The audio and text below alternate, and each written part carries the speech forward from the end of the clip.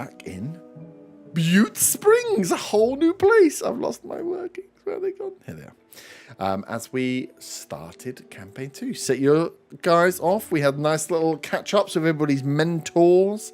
Got a little behind the scenes of why you were being included in this investigation, why your factions were being called upon as the country, the continent of Ashlyn, is under threat by a rogue military force that had been invited here and now are taking over. The King's Guard, the brother of the king, not that any of you apart from 2 of you know that, led a secret investigation, pulling together the best resources from the best factions of the northern country Onora as this party, this military force that now runs every city in the south, is starting to step its way north, which is a problem for you guys that are from the north, that have been living here or have retreated here from the Talon's threat.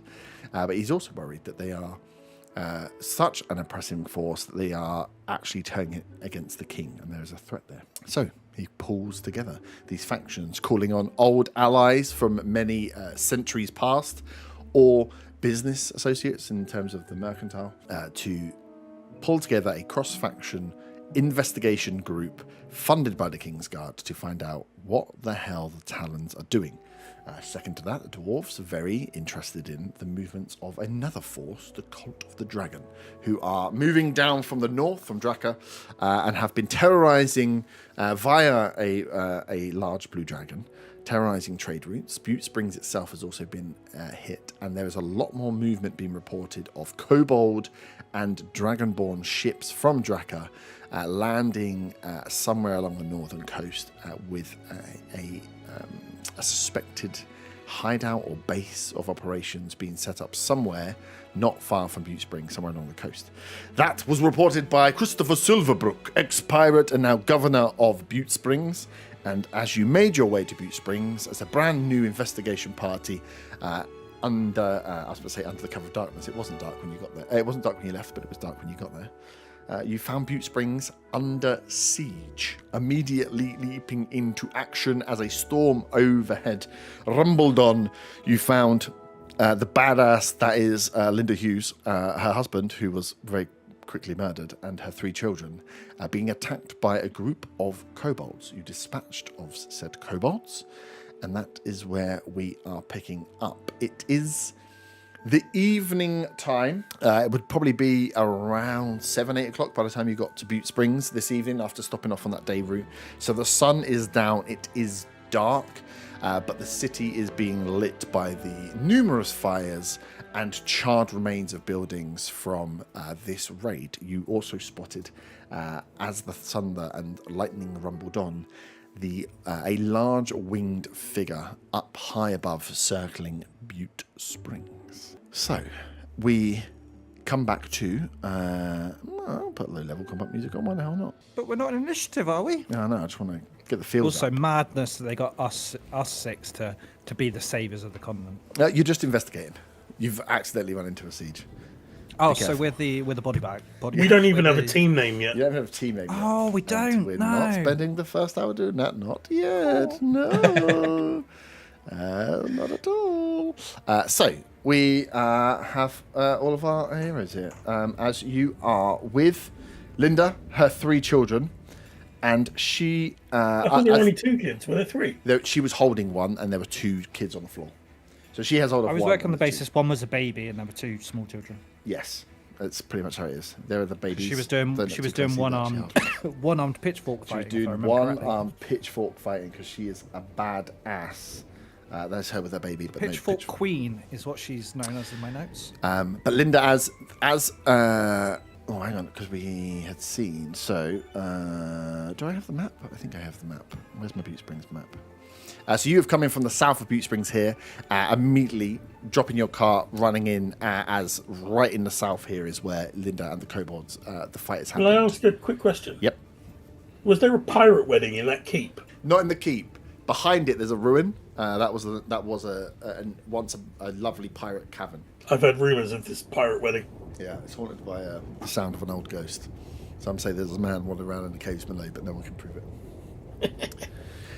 Yes, that's a ruined in the keep. So Linda had said, as the siege is going on, you have saved her and her children. Unfortunately, her husband was stabbed and dead. But the keep is their best chance. Your best chance of getting into the keep is that it's defensible. So you need to move, and she is going to try and move through the town to get up to the keep, which is in that northwest corner. That keep isn't a super solid castle keep. It's a wooden palisade wall with a tall tower. You can see it looks almost like a lighthouse. This tower looks up, and it's right on the coast. It's used as a lookout for ships coming in. Would have been used a long time ago to protect from pirates coming in, but now is their kind of like last bastion to get there for safety. So, as you are looking to move through the streets, there is chaos as fires are running through. You're hearing kobolds moving through, rooting through barns, rooting through houses, the screams of people as they are running between their houses and trying to find safety. Linda is asking if you will help meander your way through to get to the keep. She can grab one of her children. Her other two children will move at 20 foot around. So if you are going to move with them, you have to move at max. If you're sprinting, 40 foot around. If you want to pick, or two of you would like to pick up two of these children, you can do so. But you won't be able to wield any weapon two-handed. You can wield on one-handed, and you'll have to attack with disadvantage if you get into any fights. But that'll enable you to move at your speed with all your skills and stats. Thorn will be like a kindly grandpa and pick up both of the kids, one in each arm. Nice. So no weapon. I can't attack with my axe with one hand, so Cool. You bet.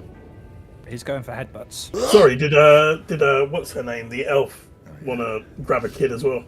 Well, Willow was going to say if she puts her shield on her back, she could take one. Yeah. I don't think there's much point. I can't use my axe with one hand, so I might as well take two. We can just down the dice on the axe to let you use it one-handed. No, it's fine. I'll take two. Cool. Can I be near him then to protect protection. him as he's running? Yeah. 100%. I mean, if we got attacked, we'd just throw the kids on the floor. You start. So to move through the town, there is, as you saw from the map, there's the distance. You're in the south of the town. The keep is in the northwest. You've got to make your way through, past the port, through the houses. So it is your choice how you would like to move through with these. The raid is happening just around you. Different houses you can hear noises coming from, but you can't pinpoint. They're not clearing in an orderly fashion.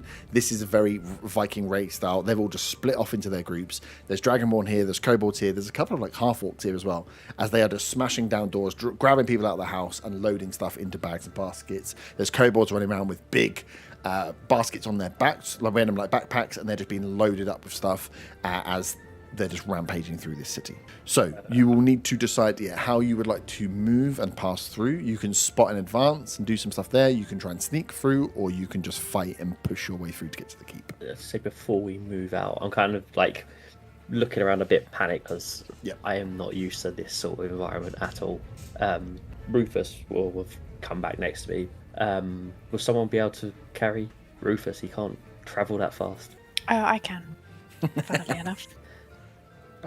As And we're before- sorry. Yeah, go on. No, you go first. I've got the next bit.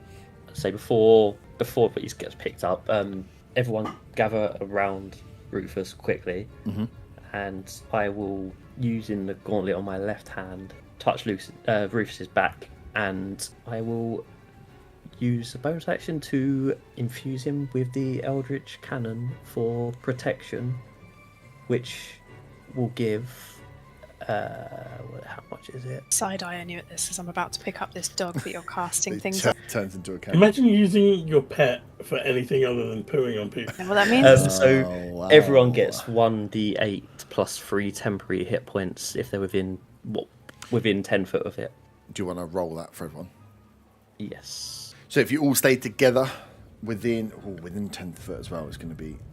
So Yeah, you can do it though. because I think it's just it grants it as it does it. I don't think you have to stay Oh, within 10 okay, feet good. of it. Just on that piece, you need to stay within it. It Okay. grants itself and each creature of your choice within 10 foot of the cannon a number of temporary hit points. Yeah. And it doesn't say that it has to stay in that area. Okay. It's not an aura, it's just you have to be No. close. Yeah, just on the casting point. Do you want to roll the 1d8 plus 3 so everyone gets the same? Yeah. So everyone gets 10 temporary hit points. That is Nice. pretty useful. I've taken my shield off, just FYI, so I can carry it. I'm going to cast Mage Armor on myself before we go any further. Yep. I am no longer bloodied. Nice. Cool. So I'm trying to remember how I actually get his stats up. Sorry, are you injured, Drow? No. Oh, wow. Drow. I was waiting for the name to come back up. I didn't want to take up anyone's time. Oh, Should be making notes. Marin, are you actually You, injured? 'Cause Drow. I can help. No, I can you've lay already on. healed. You healed me at the end of the last session. He's got the same name as a hobbit from a famous book. Well, obviously we're seeing all this ransacking taking place. Is there? Can we see signs of life, or does it look like everyone's made it to the fort? You can hear signs of life.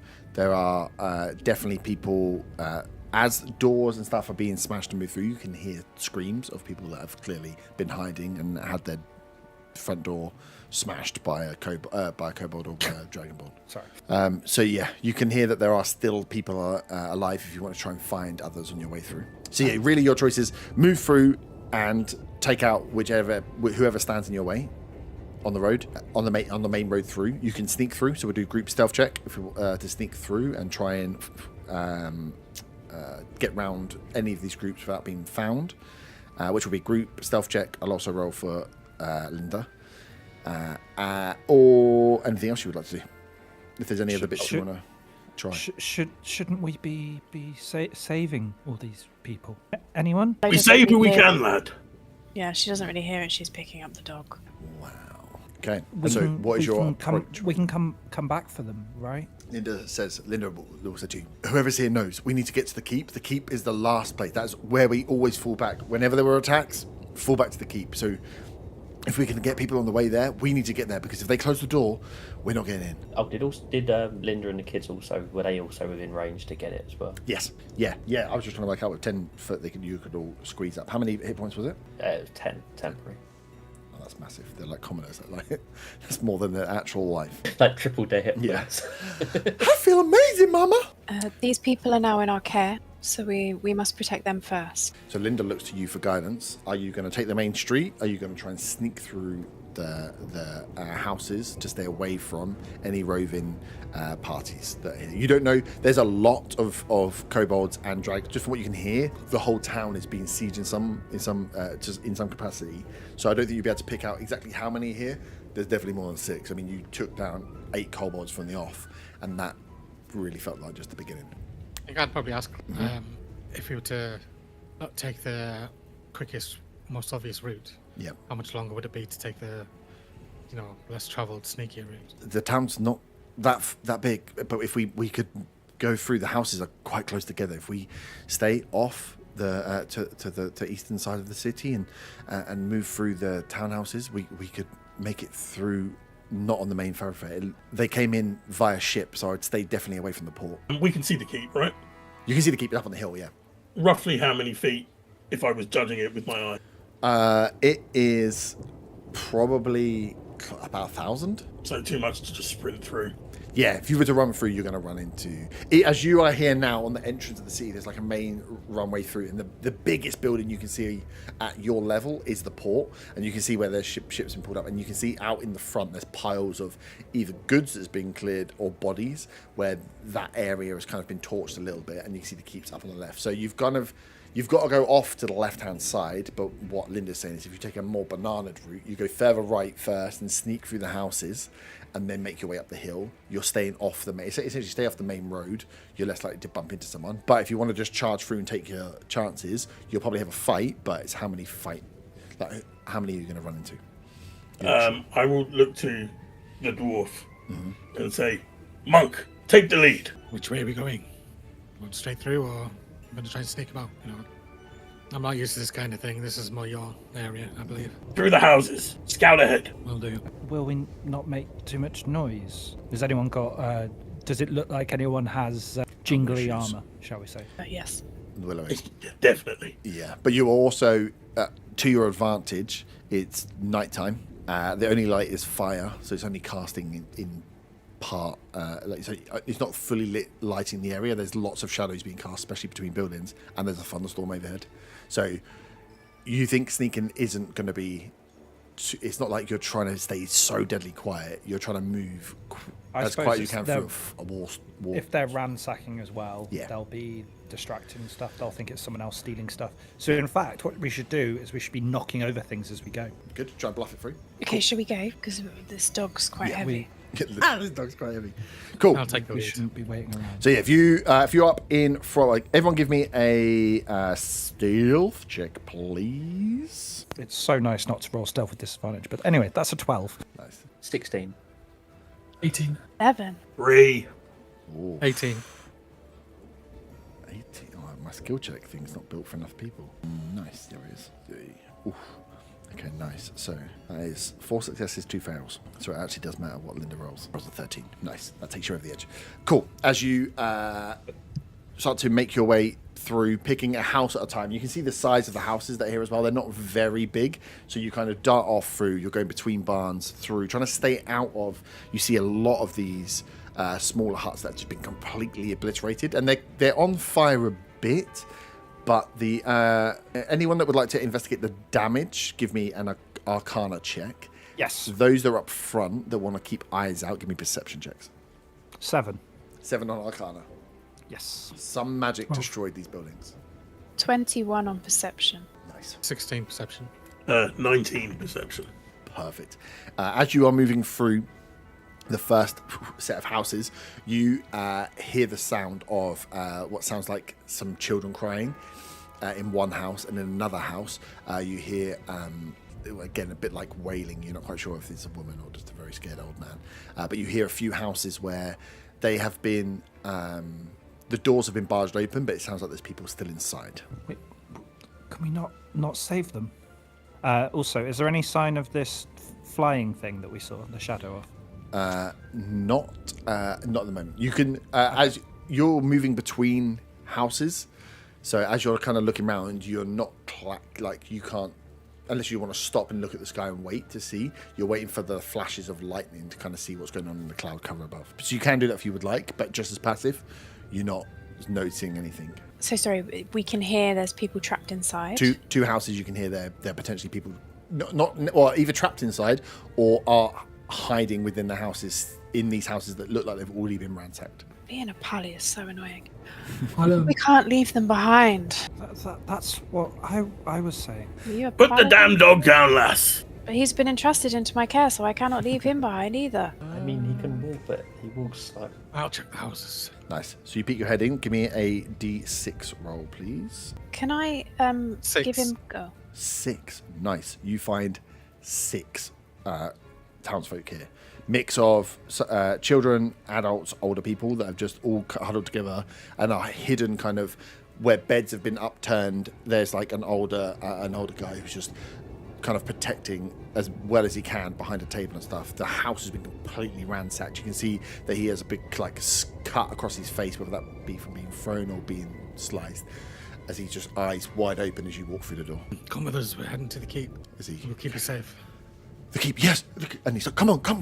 And he just like ushers them out as they come to the door and look out as they see Linda as a recognition and carry on forward. Now you've got more I can't people. carry 6 of you. Yeah. No, they can, these can all walk or they can carry themselves. It will just make the next section of the journey a little bit more difficult to sneak because you've got people there. Willow, are you doing the same? Yeah. Cool. So can you give me a D6 roll as well? A 5. Nice, that's 5 people. Jesus. Okay. Oh, I was hoping you're going to say that. Not that one's got kobolds in it. No. No, it's just the number of commoners you find. So yeah, with 6 in that first house that I've caught together, you then go to another one and pull out 5. As you guys pull together, you're looking around. You now have a party of 15 Butte Springs commoners with you 6 here. As you're like, oh, sneaking's going to be a little bit more difficult with all of these heads on top. But you are getting people to the keep, right? You are saving people, so it's going to be more difficult, but it's still a good thing to do. We're either saving people or just making it easier for them to all be slaughtered. If only we had blue paint, then we'd be golden. No. What's the matter, Zilna? Take Rufus to the common folk, and I can help them as well. And I will, Okay. when it gets close to them, do another cast of the Protector. I hold him at the arm's length. He's as close to as many of them as possible. Like a stinky wet dog. So all them ones get Like if I 7 top kick him. They get temporary 7. points. Yeah. Okay, nice. Up here. Perfect. Again, I let that them know doubles that the it's health. the gnome's dog and not mine, so that I'm not taking the praise. They're like, oh, okay. But you can see again, and with a bit of healing, with a bit of essentially healing, they won't have any trouble moving or keeping up. The problem you're going to have is the size of this party. You are now 21 people moving through the back streets trying to stay hidden. So your next move coming up, you again can choose to stealth if you'd like, but your stealth check, the DC's going to go up. Let's be sneaky. Let's try. Cool. So all of you give me your stealth rolls, please. That's an 8. Wish. Oh, also an 8. Wish. 10. 11. 12. Yikes. That's like a full fail, you guys. It's not good. Well, if the 15 commoners roll high, then we pass. Let's go. Group check for the commoners. They rolled an 8. Just to keep in check with everybody else. They just followed you into danger. Okay, cool. So as you trying to move this group through, you're jumping building to building, but it's like almost moving cover to cover, and you realise there's too many of you to try and get behind one lot of cover. You are trying to now move quickly because you're having to pick your way through gaps that aren't big enough to get these people there, but you are getting closer to the keep. You've only got this last. If you did it in like 3s, you've got one more journey to go. As Gimbar, you're at the front, ushering people across. Get across the line. You stop for a second, look up, and like out of nowhere, a patrol of kobolds just walk by, turn, and see you just ushering people behind. As he goes, "Hey!" And shouts. If you would all like to roll initiative, please. Oh. Where was this roll for the stealth check? Right. Could I just check with the dog? Ask If the I dog put question, it him, doesn't- if I put him down, that's all right, isn't it, Zilna, Yeah. for the fight? Obviously, It's I won't just- have the shield because it's- I'd need to use an action to put that back on, but just so that I'm not. It's because he only has 15 foot of movement. That's why. He's Okay. slower than a Thank you. child. Yeah. Nice. Cool. So we'll Also, say, putting the dog down shouldn't affect your oath because it's not a real person. it's a funny when robot you say dog. putting the dog down though, because it does sound like it sounds like what you're saying is Just He's throw them weak at the and I'm enemies. protecting him. right. I haven't. We'll use a set amount because I didn't paint 15 commoners. I painted some commoners, not 15. Just put the cows in. So a special shout out to this guy. He's just fucking having the time of Yeah, his put the life. cows and goats back in. Yeah, I could do. So you are ushering. Or lambs, because they're lambs to the slaughter. Your lamps are still Ba-dum-sh. you're level 3, aren't you? There's no old dude in there. I'm Sweet. also going to die very soon because I know I'm weak as hell. They're moving across. We'll say Thorn, you probably already would have made it across with the kids. Commoners are moving across. What would have your order of movement be? I know you were staying close to the middle. Willow, so we'll say you're in there. I might actually have to go top down on this one. Yeah, I'm near Thorn. Yep. Cool. Wizards. Dog. So you're going to pop the dog down. Yeah, if that's all right. Yeah. If that's not going to use an action. No. Yeah, you hear the kobold shout as you're like, shit. Wizards, You can wizards. use heroic inspiration on initiative rolls, can't you? I think so. Yeah, I think you can use it on any D20. Any D20, I think. Yeah. You just have to use that number. Yeah. Well, I mean, it'd be 5 otherwise. I'll retry it. Okay, cool. So 25 to 20. Anybody? 21. 21. Natural 20 plus 2. 22. Yeah, I got nat 20 plus 1. That's the nat 20s out of the way. Did Ben roll lower than the 5? He rolled a No, I got 6. one more. Hello, I Go rolled on a 4. first. Oh my god, where's your name? There he is. Nice. 20 to 15. 19. 17. Oh, sorry. 19. 19, 17. This is going to be good. 15 to 10. Oh god. 10 to 5. 6. Yeah, there he is. Oh, he's missing. 5 to 1. Me, 4. 4. I thought you just forgot to give me your initiative again. Nice. So who was So, first? Was it Dan? it will be Merrin, Willow, Zilna, Thorn, Gimbar, Peril, and then everyone else in between. So Thorn would have got across, and Gimbar's leading the way. Willow, you would have been close to. Anywhere particular you would like to be in the ushering process? Wherever. Okay, cool. In the middle's fine. We'll put you in the middle, that's fine. Yeah. Wizards, any preference? And Zilna? The rear. I love the rear. Giggity. Oh, right. All right. Actually, I shouldn't be in the rear. I'm not No, a you're not not a- a ranged. you're not actually- Well, no, because the thing is, my blade song only lasts a minute, so it's down currently. I mean, it's 10 rounds, so it's quite a long time. You see, as one of them calls out, there is a one dragonborn, 4 kobolds, one of which sees you as they are grabbing and rooting stuff. I've not set this up very well because it looks like they're stealing from broken buildings, but whatever. He's here. Where's my fourth guy? Where's the one with the bag, buddy? He's the one that steps out, sees you, and there are 2 winged kobolds who I don't think we've slightly mutated boys. Wait, winged kobolds? Winged kobolds. I'm just imagining Goombas right now. Is that winged Goombas, or am I thinking of the ones with the shields, the shells, which names I don't know? It's just funny when you say Goomba. Cool. So, Merrin, you will be up first. You are down here behind the building. Yeah. Well, for my first action, or bonus action, I like to play Bladesong. Yep. And then... So I can't see anyone from where I am. From where you are, no, you've heard the kobold shout, "Hey!" And then you would have seen Gimbar, Thorn, and Willow jump into like, "Oh shit, something's happening." Does it look like there's a way through on the front from where I'm at? Yeah, you could go. Well, Yeah. the dog was just dropped on the Can floor, I so it said- meander my way through to the front, please? And Yeah. can you let me know Totally. how much how much movement? movement that will cost me 5, 10, 15. You can get 20 to get toe to toe with the front? with the one that went, "Hey!" This guy here,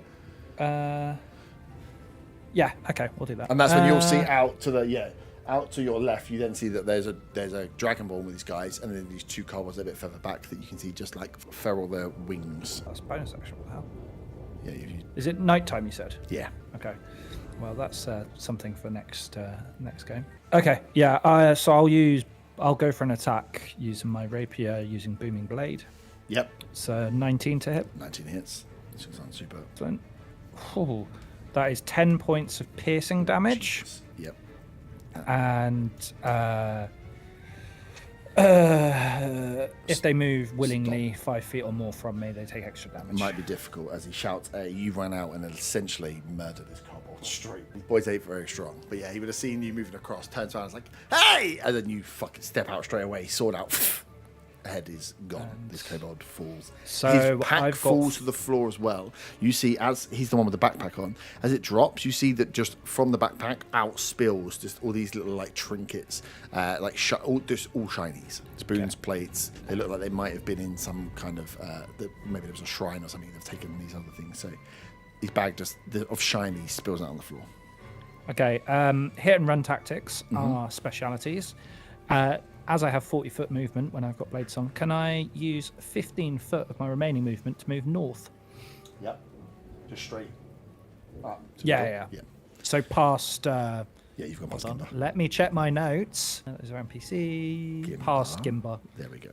Nice. There we go. So yeah, Perfect. as that goes off Gimbar, you tense up. Willow, you set going. You just see stepping from behind that building. Merrin dances straight in, blade out across the kobold as it hits the deck. He steps back, kind of looks over to you. Willow, you're up next. I want to imbue my weapon, but it says when you take an attack action, but it is an action to imbue it. Am I right just to use that to imbue my weapon for the next attack that I do, and then not take an action this go? Because it says when you take the attack action, you can expend 1 use of your channel divinity. Yep. But it's an action, so I can't attack and do that. I think that's what it is. You're an attacking and you're doing that as part of the attack action. But then I can only do that if I've got 2 actions. No, you attack at the same time. It uses the same action. Yeah. Oh, okay. So I So can as you attack attack, you whilst do I'm the doing imbue that. as well because it's once per turn, right? Okay. Yeah. Yeah, and it'll be. a And number of also it'll times be in your turn. channel divinity, which is limited. So Yeah. it makes Yeah. sense. It's just Okay. basically a super powered attack. Yeah. Nice. Then I'd like to run forward as far as I can, closest to one that I can attack. I've got 30 foot. Yeah. 20 foot would take you to get just to one. Did you want to try and get toe to toe with more of them? If I've still got space, then yeah. You've got you can, right, stand across, but you can hit 2 of them. So I don't know Cool. what your abilities are on your battle mastery things to do. You do have them, right? Do you have sap? Yeah. Okay. So you'll have to remember that if you've Yeah. when you hit. That's So fine. let me know. Cool. So yeah, sword comes so- out. I now have light. There's light all around me. Yep. And I can add a +3 to attack rolls. Yep. Stop. These kobolds are already dead. So that's 25 to hit. That might just hit. Yeah. So that's 10 points of Yeah. damage. He's dead. Straight. These boys didn't gamble on you rolling 21, 22, 19, and 17 on your initiative. It's Yeah. like the old days, guys. That's fair. But I now have imbue on the weapon. Nice. Are you also getting your shield out? Can I? Yeah, you can take out a weapon as part of an action, but yeah, as an object interaction, you could take your shield out now. If that's okay, yeah. Yeah. And I won't use a bonus action. That's all. Thank you. Nice. Zona, you're up. You are again behind this building. You are just here. Okay, I will step out so I can actually see Yep. what's going on. Yeah. 10. Peekaboo. I will, for my bonus action, I will push in one of the other buttons on my gauntlet and get Rufus to activate the Force Ballista effect at the Dragonborn. How do I do the spell attack for that? I don't know. I think that's the one. It's a 14 to hit. A 14 just hits. Okay, so that's 2d8. Ooh, it's got the rolls. 13 damage. 13 damage. That's force damage. So whether that makes any difference at all, but yeah. It does not. And it's also pushed back 5 foot from the cannon, if it can be, which I don't think it can because it's right next to the building. Yeah, it would be against the door. But yeah, we can see, as the cannon fires back, just hits this. You can see this Dragonborn. The model is painted with armors on, but he's only wearing light leather armors. These are not, especially with the kobolds, it's not like this is a trained militia force. This is a rampaging raider force. So yeah, as it looks up, this dog fires out this pistol. The rest of you as well, especially those of you that thought this was just a nice little dog, see this dog sit down, change form slightly, and fire this force damage ballista bolt out towards this Dragonborn, smashing it against the shed from which it came, but it's still standing. And what do I do for my action? Don't really want to use any spell slot. Oh yeah, that'll be my go. Nice. Up next is that Dragonborn who just got bashed up. He's looking very battered and bruised. Attack with advantage. Ooh, how far can he move? Okay, he can move. He sees you hit, but has also just watched 2 of his kobold buddies get absolutely sliced up as he's going to charge in on you, Willow. He's just taken down one. The other 2 kobolds are there as they get their spears up. This Dragonborn just dances forward, pulls out a sword, and then it's going to take their attacks against you with flanking. But they also actually doesn't need to be there. He has a pack tactics. So as long as he's within 5 foot of an ally, he gets advantage on his attack. As he's going to swing that sword. That is a beautiful natural 20 to start the fight. Start as you mean to go on, Herb. Start as you mean to go on. Right, which is going to roll a 6 on this damage dice. Oh, I would have thought. So that's 11 points of slashing damage. Oh, shit. Sorry, he has another effect where once per turn, if he hits, he can roll an extra 2d6 damage because he gets advantage. I dropped the dice. You won't believe it, but I dropped it on a 6, but I'll reroll it anyway. Okay. So that is another 12 points of damage, slashing damage. I'm bloodied. You're bloodied. He sees the kobold on the floor, grabs kind of the basket on the one there, pulls it back as he swings around with the sword, uses it as a counterbalance. For the first attack, he gets 2 attacks. He's going to swing again with his scimitar. Can I call him an evil rat when You he can hits me? indeed. In Draconic or just in common? Draconic. Draconic. So I can speak it. Cool. As you said that, he looked back to you and say, I think you are the rat. As he swings again, gets a 24. Jesus. I too can roll high sometimes. I've switched my dice out and I found some good dice. That's another 6 points of damage. Cool. That's his go. Thorn, you are up. As you've nicely placed the kids safely behind this shed here, you step out. Yeah, you see Merrin dance out. You've seen Willow go forward and now start to get surrounded as these kobolds, as they do, pack tactic. They surround to try and murder quickly before moving on. They're like a mob that move. But yeah, you can see everything in front of you. To get forward, where's the space? So you got 5, 10, 15, 20, 25, 30 foot might get you just there, if I'm kind. How far is it to the keep, out of interest? The keep will be a couple of hundred, probably 300, 400 feet from here. Still a ways. Okay. Yeah. Yeah, it's not. You've got to make it through. This is like part. If you were to dice it up, this is like section 2. We would go on to another section that's very much like this. So you'd be running into potentially another horde for the distance you've got to travel through the sea. The Dragonborn, are those kobolds next to him alive? No, sorry, these 2 are dead. I'll take off the board. So you've got two there, and there's 2 that haven't moved yet. As soon as you stepped out, you'd see them. Yeah, if the kids are tucked behind the house, and I'll tell the villagers to keep an eye on them. Yep. And charge at the Dragonborn with a big fuck off axe in 2 hands. Yeah, 30 puts you right toe to toe. You can only get there. You can't quite get round enough to get the flank in, but you can get up to here. That's okay. As a bonus action, I give myself advantage. Nice. And it also gives me 5 temporary HP. Does that stack? No. So you're better probably keeping the 10. Okay, I'll leave that as it is then. And yeah, so I give myself advantage. Nice. The Dragonborn, as you get close, you can see he's weakened, taking a big damage, like caved inside where that blaster shot smashed him. That's 16 to hit. 16 hits. What are my other things I can do? I think they're called murder. There's something where I can like reroll damage.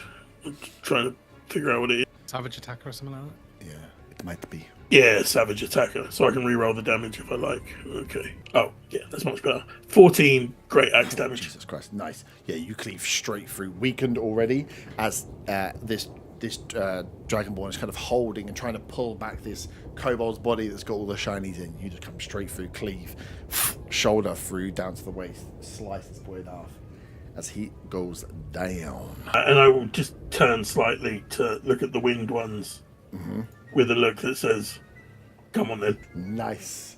Give me an intimidation roll. Intimidation is +1. That's in that one. It's not the most intimidating. It's not the most, but you can use strength for intimidation as well if you'd like. If you don't have the charisma for it. If you're intimidating with like a show of force, you can use strength instead of. It's still in that one, so it'd only be up to 4. So. That could be better than you think. Nice. Up next are 2 kobolds that are alive. Gimbar, you are up after. So one is already there. He's just seen his little buddy get absolutely sliced in half. Oh, where's my mouse gone? Kobold. Oh, these boys. Although I did roll some pretty sweet. Oh, he has. Okay, cool. Actually, he's going to. Ooh. No, he's just going to stay there and swing at you, Willow. I was going to move him, but it's going to put him in more danger. I think they'll keep their backs this way, knowing that you are all in front of them, as he is going to make his attack with his dagger on a stick. That's a nat 1, so that's a miss. Second one is going to step up. Now we'll give him pack tactics, so he can roll with advantage as he tries that. You dodge the first one, he tries to get the quick, sneaky stab in. I say 16. Miss. Misses. Poof, shield blocks away the 2 kobolds. They're almost like the defensive walk slow back as they are trying to keep their back clear, seeing all of you in front of them. As Gimbar, you are up. Like I said, you've got the 2 there that they're fighting. That one is dead, and 2 winged ones that are just around the corner. You can see that Thorn has kind of gone towards, but they are preparing still to charge towards you. You say how many is at the bottom? Just 2. 1 now. 2. 2. How far away from me? 30. You can get toe to toe with one with 30 feet. I've got 40 feet movement. So you can get to the other one as well. The other one's only 10 foot away. So you get between them if you wanted. Yeah, I'll get between them. Nice. 35 for 40, perfectly. Dancing in between the 2 winged kobolds. I will attack the one to my north. Yep. Crims. 9 to hit. 9 misses. I will take bonus. Is it just if I hit, or is it if? What? I don't think you have to get firearms, right? I can take a bonus action to an arm strike anyway, so I'll do that. Yeah. That's 21 to hit, so that's better. Nah, it's imagine it didn't. That's just 4 damage. 4 damage, nice. You Bludgeoning. wind this winged kobold. Ugh, I gotta fly, you bastard. Nice. There we go. That's yeah. You done? Stay right there. Peril, our wizard. You could move around. You can hear the fighting going on in front. You see people move around. You would have heard Gimbar charge down between. So up to you. Shortest route would be to come 5, 10, 15. You get line of sight on these 2. Or you could move 10 foot forward to see around this building. You've got to move 10 foot here to see this way. Or you've got to move 10 foot here to see this way. Your choice. Or you I'll can just move hide 10 foot. I'll move 10 foot south so I can see the ones, the winged ones. Yep. Nice. nice. See, as you peek around back where you came from, you can see Gimbal between these two kobolds that just started to get themselves ready to go up in the air. I'll cast Firebolt on the one that Gimbar attacked. Nice. Yeah, you can see one's flying a little bit wonky. It's a bit winded. 13 to hit. 13 does not hit. Firebolt fires off straight into the building that was not on fire. Now might be. And I will, since I missed, I will do Sacred Flame as a bonus action. Nice. On the same one. Dex 13. Dex 13. Not too bad dex-wise. It's a 16. 13 on a dice. They've got a good plus. Okay. Take no damage? No damage, yeah. I think usually on a cantrip, on a save, it's no damage. If they're safe. Nice. But you have fired off. So yeah, these two have been kind of pinned down. You've fired off these two attacks, so they are aware of your position now. You have more movement if you would like to move out of sight. No, I'm alright. Okay. I'll stay where I am. Nice. These winged kobolds start to get up movement. They have a fly speed, but they are kind of pinned down because there's a dwarf between them. Not much point flying away if you're going to get messed up big styly. So they are going to use their pack tactics to take attacks with their blades, both at you, Gimbar. Yeah. So first one is that's no good. That's only going to be a 14. No, just misses. And the second one is, I rolled a 1 and a nat 20. So the second one's going to hit. This dice is... This is my dice that I used when I played, like the 6 times I got to play. And it never rolled well for me, so I binned it, and now I've got it back out. It's treating me good. That is... that's max, so that's 15 piercing damage with the second strike. I will use my reaction to use deflect attack. Yeah. Oh, okay, nice. So what does that reduce it to? Reduces it. How much did it hit before? 15. 15. Yes, that reduces it to 3 because I rolled a 12. I got 12. 3. Nice. You have used your reaction, so that one that took the attack is going to fly away. 5, 10, 15, 20, 30. He's going to get himself 5, 10, 15, 20, 25, 30. Yeah. He might be slightly one square to the south, but it looks cooler if he sits on top of that chimney pot. So yeah, with you, him getting the stab, you deflecting and just getting the glance away, he uses that as his chance to fly up and just use his movement after his action to get up on a rooftop. Round 2 begins. There are not many alive. Merrin, you are up. You can see that there is a dude. There is a kobold that has flown up onto the top of this thing and is looking down now towards the citizens. A lot of them would have used their 30-foot movement to get across. They're not moving much further than where you guys are. So they are kind of waiting for you on the other side of the barns that are here, but they are carrying on their movement across. So yeah, Merrin, where would you like to go? Dan? How high up's the one on the roof? That it would be 15 foot. So if I was to stand underneath the roof, it would be within 20 feet of me, right? Yeah. Okay. Yeah, we'll just use whatever that stupid theory is called. So as long as you're within 20 foot, you're across. Yeah. Okay, can I get within range to hit him then? Yeah. From 20 foot away? Yeah. And then I'm going to cast a spell that I haven't cast before. Nice. And I'm going to cast a level 2 spell, Shadow Blade. Ooh. You weave together threads of shadow to create a sort of solidified gloom in your hand. This magic sword lasts until the spell ends, which is concentration up to 1 minute. Yep. And it counts as a simple melee weapon for which you are proficient. It deals 2d8 psychic damage on a hit and has the finesse, light, and thrown properties at range 20/60. Nice. In addition, when you use the sword to attack a target that is in dim light or darkness, you make the attack roll with advantage. If you drop the weapon or throw it, it dissipates at the end of the turn. Therefore, thereafter, it the spell. So you use bonus action to cause the sword to reappear in your hand. Wicked. So It's a bonus action anyway. Cast it. This blade appears in apparition, and you're just going to launch the blade at this kobold. Yeah. Nice. Well, you attack with With advantage. advantage. Oh, I pressed the wrong button. With advantage. Yep, that's kind of cool. I was hoping you were going to say it was going to teleport back to you, but that might be crazy. No. They should have one of those. I missed. I rolled a 7 and an 8. Oh, God. So all your pluses doesn't get above, 10, 11? No. Oh. I rolled a 2 and a 3. Damn. That's cool as hell. Okay. Yeah. That's unfortunate. So, yeah, you cast this blade Thorn just starting to believe you might be the fighter that he didn't think you were. You just launch it. Solasta style, off. Can you use... Give me that check. Did you hit the dragon? Can you use what? That was a 15 on the luck check. Nice. It's only got a range of 60 foot max, though. So, how does it work on the new rules with a spell and a cantrip? You can only cast one spell slot per turn. So I can still do a cantrip? Yeah. As long as you can use an action, because you've used your action to... No, I've used my bonus action. And that bonus action lets you attack, though? Or the bonus action just cast? That bonus action is... oh, no, sorry. Yeah, I've used both. Yeah, I've used both. Because you cast the sword and then you attack with the sword, yeah. But yeah, that's what the rule is. I'm no longer concentrating, by the way. Oh, yeah. Sword's gone. Oh, that's unfortunate. As it flies off. As it flies off into the distance and you track the great throw with that 15 luck check as light lights up. Can I just get a clarification on how I'm reading this? It says if you drop the weapon or throw it, it dissipates at the end of the turn. Yep. Thereafter, while the spell... Oh, no, I'm still concentrating. Yeah, yeah, you can call it back, right? I can call it back, with a bonus action. I was like, I'm sure I read that spell. Yeah, no, I misread the thing. That's my bad. Sweet. So yeah, as you throw it off, you see it misses behind as the lightning goes off. On that 15 luck check, you see again the wings of this great beast that is circling above the town as it goes now. As on your next turn, you can call the blade back. Perfect. Willow. Hello. I'm going to use my bonus action to lay on hands myself. Yeah. For 10 points. And then I'm going to attack this one in front of me. The closest one, please. Yep. Oh my goodness, I rolled a nat 1. That's gonna miss. As these they're ducking and weaving.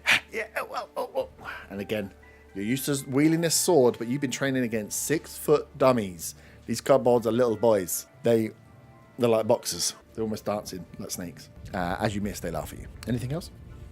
I will insult them in Draconic. What would you like to say? I'm not sure. Oh, We'll leave it up to the imagination of the viewer. Okay. Nice. Perhaps a swear word in Draconic. Okay. They still laugh at you. Zilna, you're up. Okay, so bonus action, I'm going to get Rufus to move 15 foot out towards Fawn. Yep. All the way to him. Try and get a better angle on the one on the roof, and then do the force ballista at that one. The full 15, so out in front of Thorn. Yeah. Yeah. Nice. Oof. That's only a 6 to hit. 6 misses as the cannon fires up this cover. It's perched on this, but it's still flying, so it is able to dodge and weave out the way here as you are sending attacks. Okay, I will then myself step back next to Merrin. Yep. Kind of take a deep breath and be like, okay, time to try this for the first time ever. And I will pull out my infused pistol and shoot at the one on the roof. Nice. Would any of us seen that sort of weapon before? Or is it just a known thing? No, definitely not. It's a 13 to hit. 13 misses. I mean, kobolds have got a little bit more dexterity as they are flying. As you hear the sound that goes off. It would almost sound. It sounds like thunder and lightning just happened in your ears as this much bigger than the gun. Yeah, it's Merrin. You've thrown a sword next to you. Someone's just pulled out some contraption that's fired incredibly loud, but you haven't seen the destructive damage of it because you just heard essentially a big cannon just go off in Zilna's hand. Nice. This little... Just updating my notes to say Zilna is demon spawn. Yeah. Zilna has a very loud klaxon thing, and I'm not sure what it's for. Thorn, you're up. You'd have heard that as well as the robot things moved up in front of you, and then again. What are we saying with the ballista form? Is it mouth open, ballista gun comes out? Yeah. Nice. Yeah. So Thorn. There's a lot of weird shit going on around me, but no one's managed to hit this thing. Yeah. A shadow blade. You're like, just do it the old way. Shadow blade's been summoned, thrown, and missed. 2 like ship cannons have just appeared. A dog's mouth turned into a cannon gun, fired and missed, and then Zilna's done the same thing, the same sort of sound fired from him, but the kobold lives. I have a question. Yeah. Throwing improvised weapons, do I need proficiency in something called improvised weapons? No, I don't think. Burn, what does your count sheet say? Because don't you have improvised weapons as a... I don't know. My weapons proficiencies are martial and simple. Yeah. No, I've got simple. Yeah, I think it's fine. I think if you're... depends what You just won't do.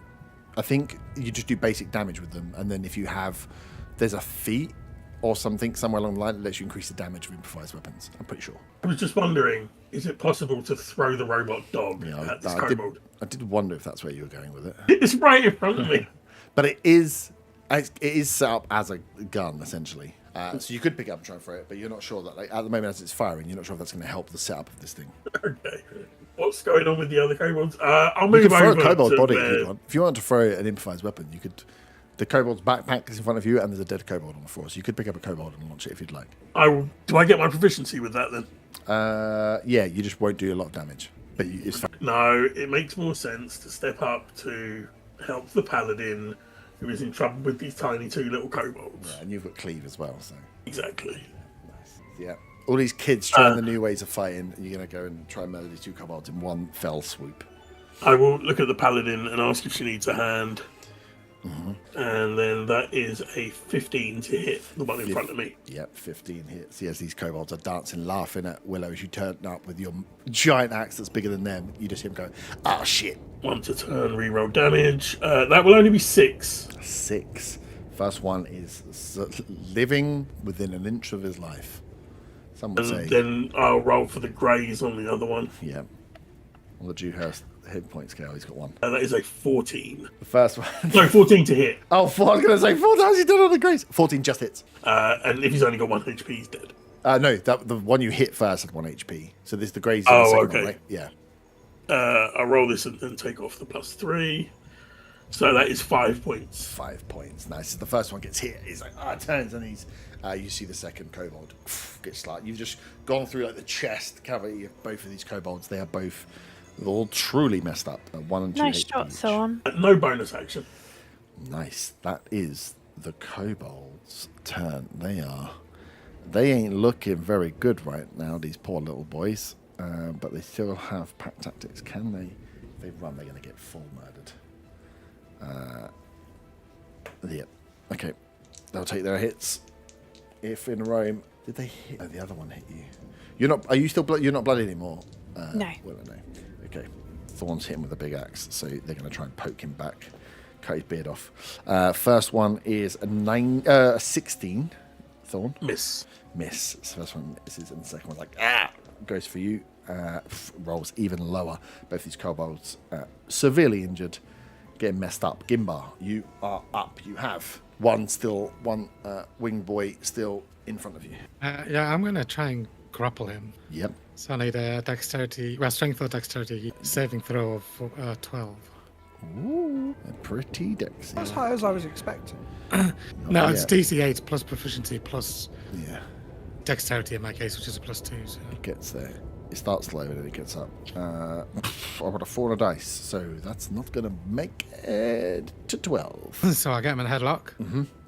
Let me go!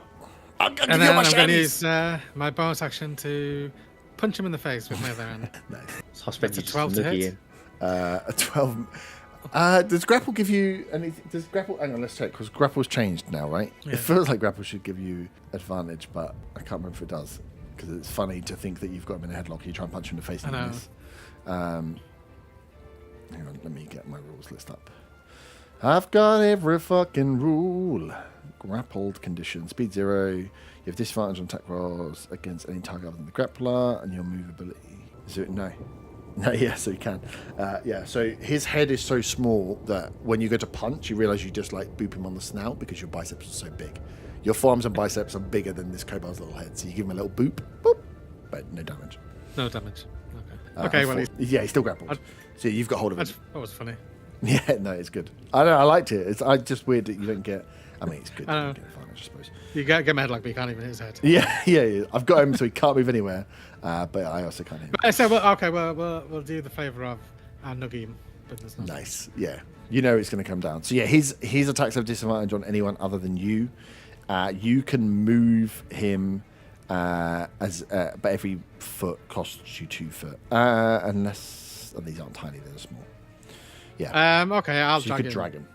If it's half movement, 20 foot closer to everyone else. To where, sorry? Up towards everyone Oh, to else. everyone else. Yeah, nice. Right. Fine. I'll just shout, I've got one! You can get right up to him, yeah, because 20 foot's, yeah, right away up here. Yeah, drag this kobold as it's flapping and flying and trying to get away. You just have hold of it as you're just pulling it forward towards the middle of the crowd. Nicely done. Peril, you're up. You've just watched a winged kobold get dragged away, but you can see this one up. You'd have to step back a bit, but you've seen that one fly up to a point that you could take an attack at. Be quite annoyed that I've missed both my previous spells. Yep. So I'll cast a level 1 spell of magic missile Nice.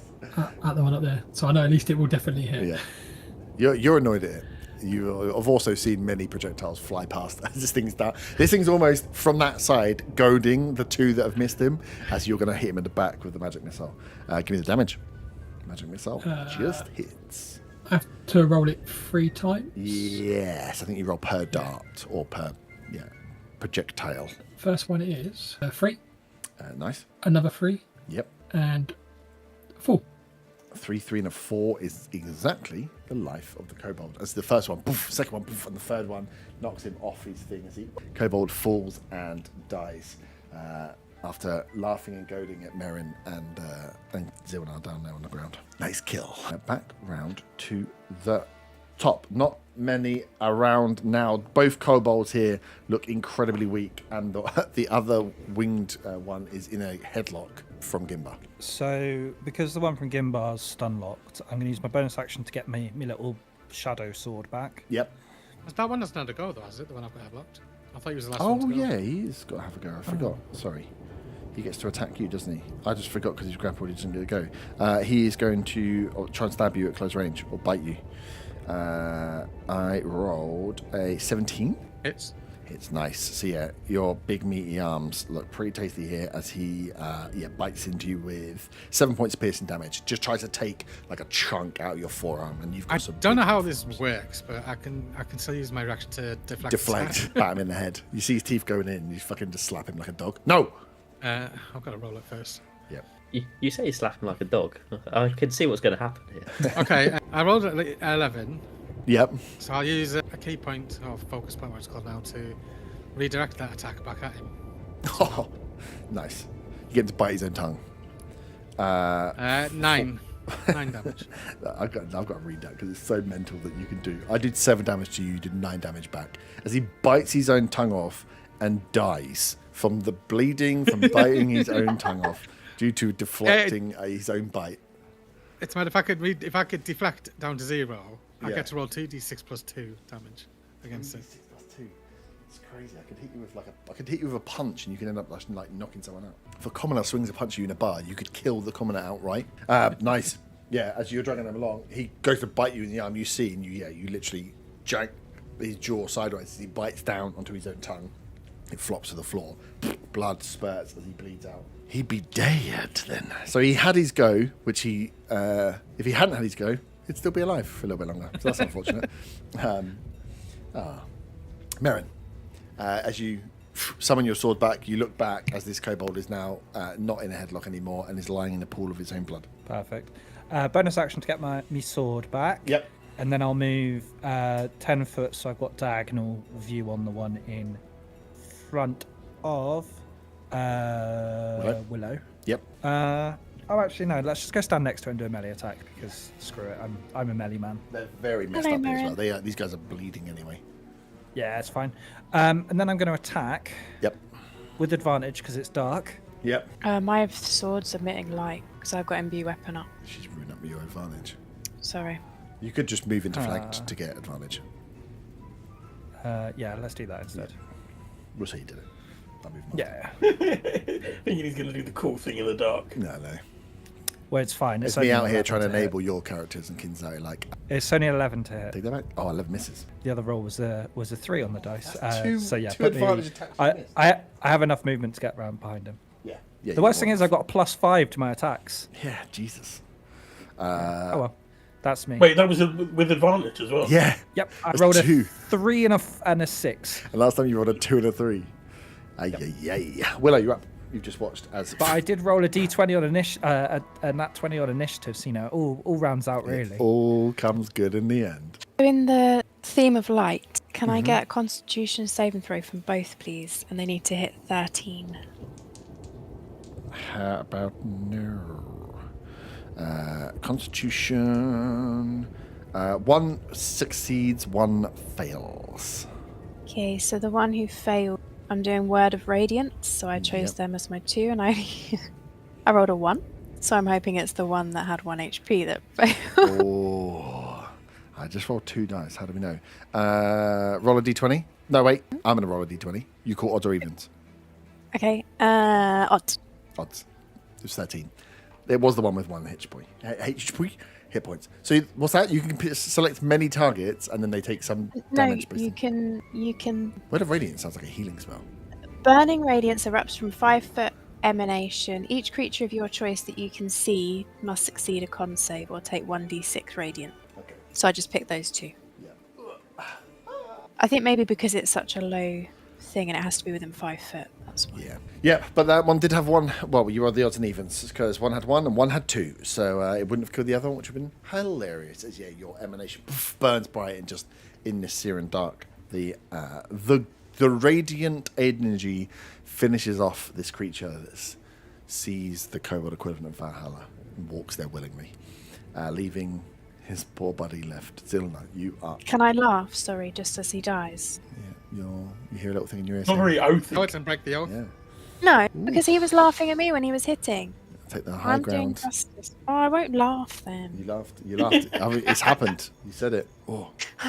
A sending stone goes off in your pocket and you hear. Oh, I've got sending stones. There's one I'll break a name for a implanted sending in your head. stone. You're being banished from the Brotherhood, unfortunately. I heard you Sorry, laughed when you Zilna. killed. Zilna's up. This kobold has 2 hit points left. I will maneuver Rufus round to fire another force ballista at it, I guess. Oh, look, a little dog. It's 22 to hit. Oh, that's going to hit. Can he do more than 2 damage? Oh, it's 2d8, so it can definitely... yeah, it can minimum it can do is 2 damage. That is 7. 7, nice. That's enough. As this again, Rufus scoots over, mouth opens up, and poof, this blast comes out, and just poof, this kobold was already chopped partly in 2 as the rest of it gets blown as it falls and crumples to the ground. Congratulations, this pack of kobolds and dragonborn were slain. As you look Willow's just around, a prayer. yep, sorry. Oh, Willow just said a prayer for the Oh, dead. for the dead. The dead she laughed at. Yeah, the dead she laughed at. Ooh. She will atone for that later, alright? Gimbar spits on the front there then. Oh, that poor one that was there. As you turn around, especially the 3 of you there, Thorn, Thorn, Willow, and Gimbar, as you turn around, you can see again where that dragonborn was grabbing this basket that was on the back of the kobold. It was just like a basket and a backpack, and it is just full of anything that looked like it might be of value. At a quick glance, you're just looking down. It's just like silver plate. What looks like silver plates or silver knives and forks. They're probably not. They're probably just steel. But anything that's shiny is now sprawling out of this bag as this kobold was just being loaded up. Looks like these kobolds and dragonborn are here raiding for stuff of worth value. There are so many tankards. Give me an investigation check. Investigation. 11.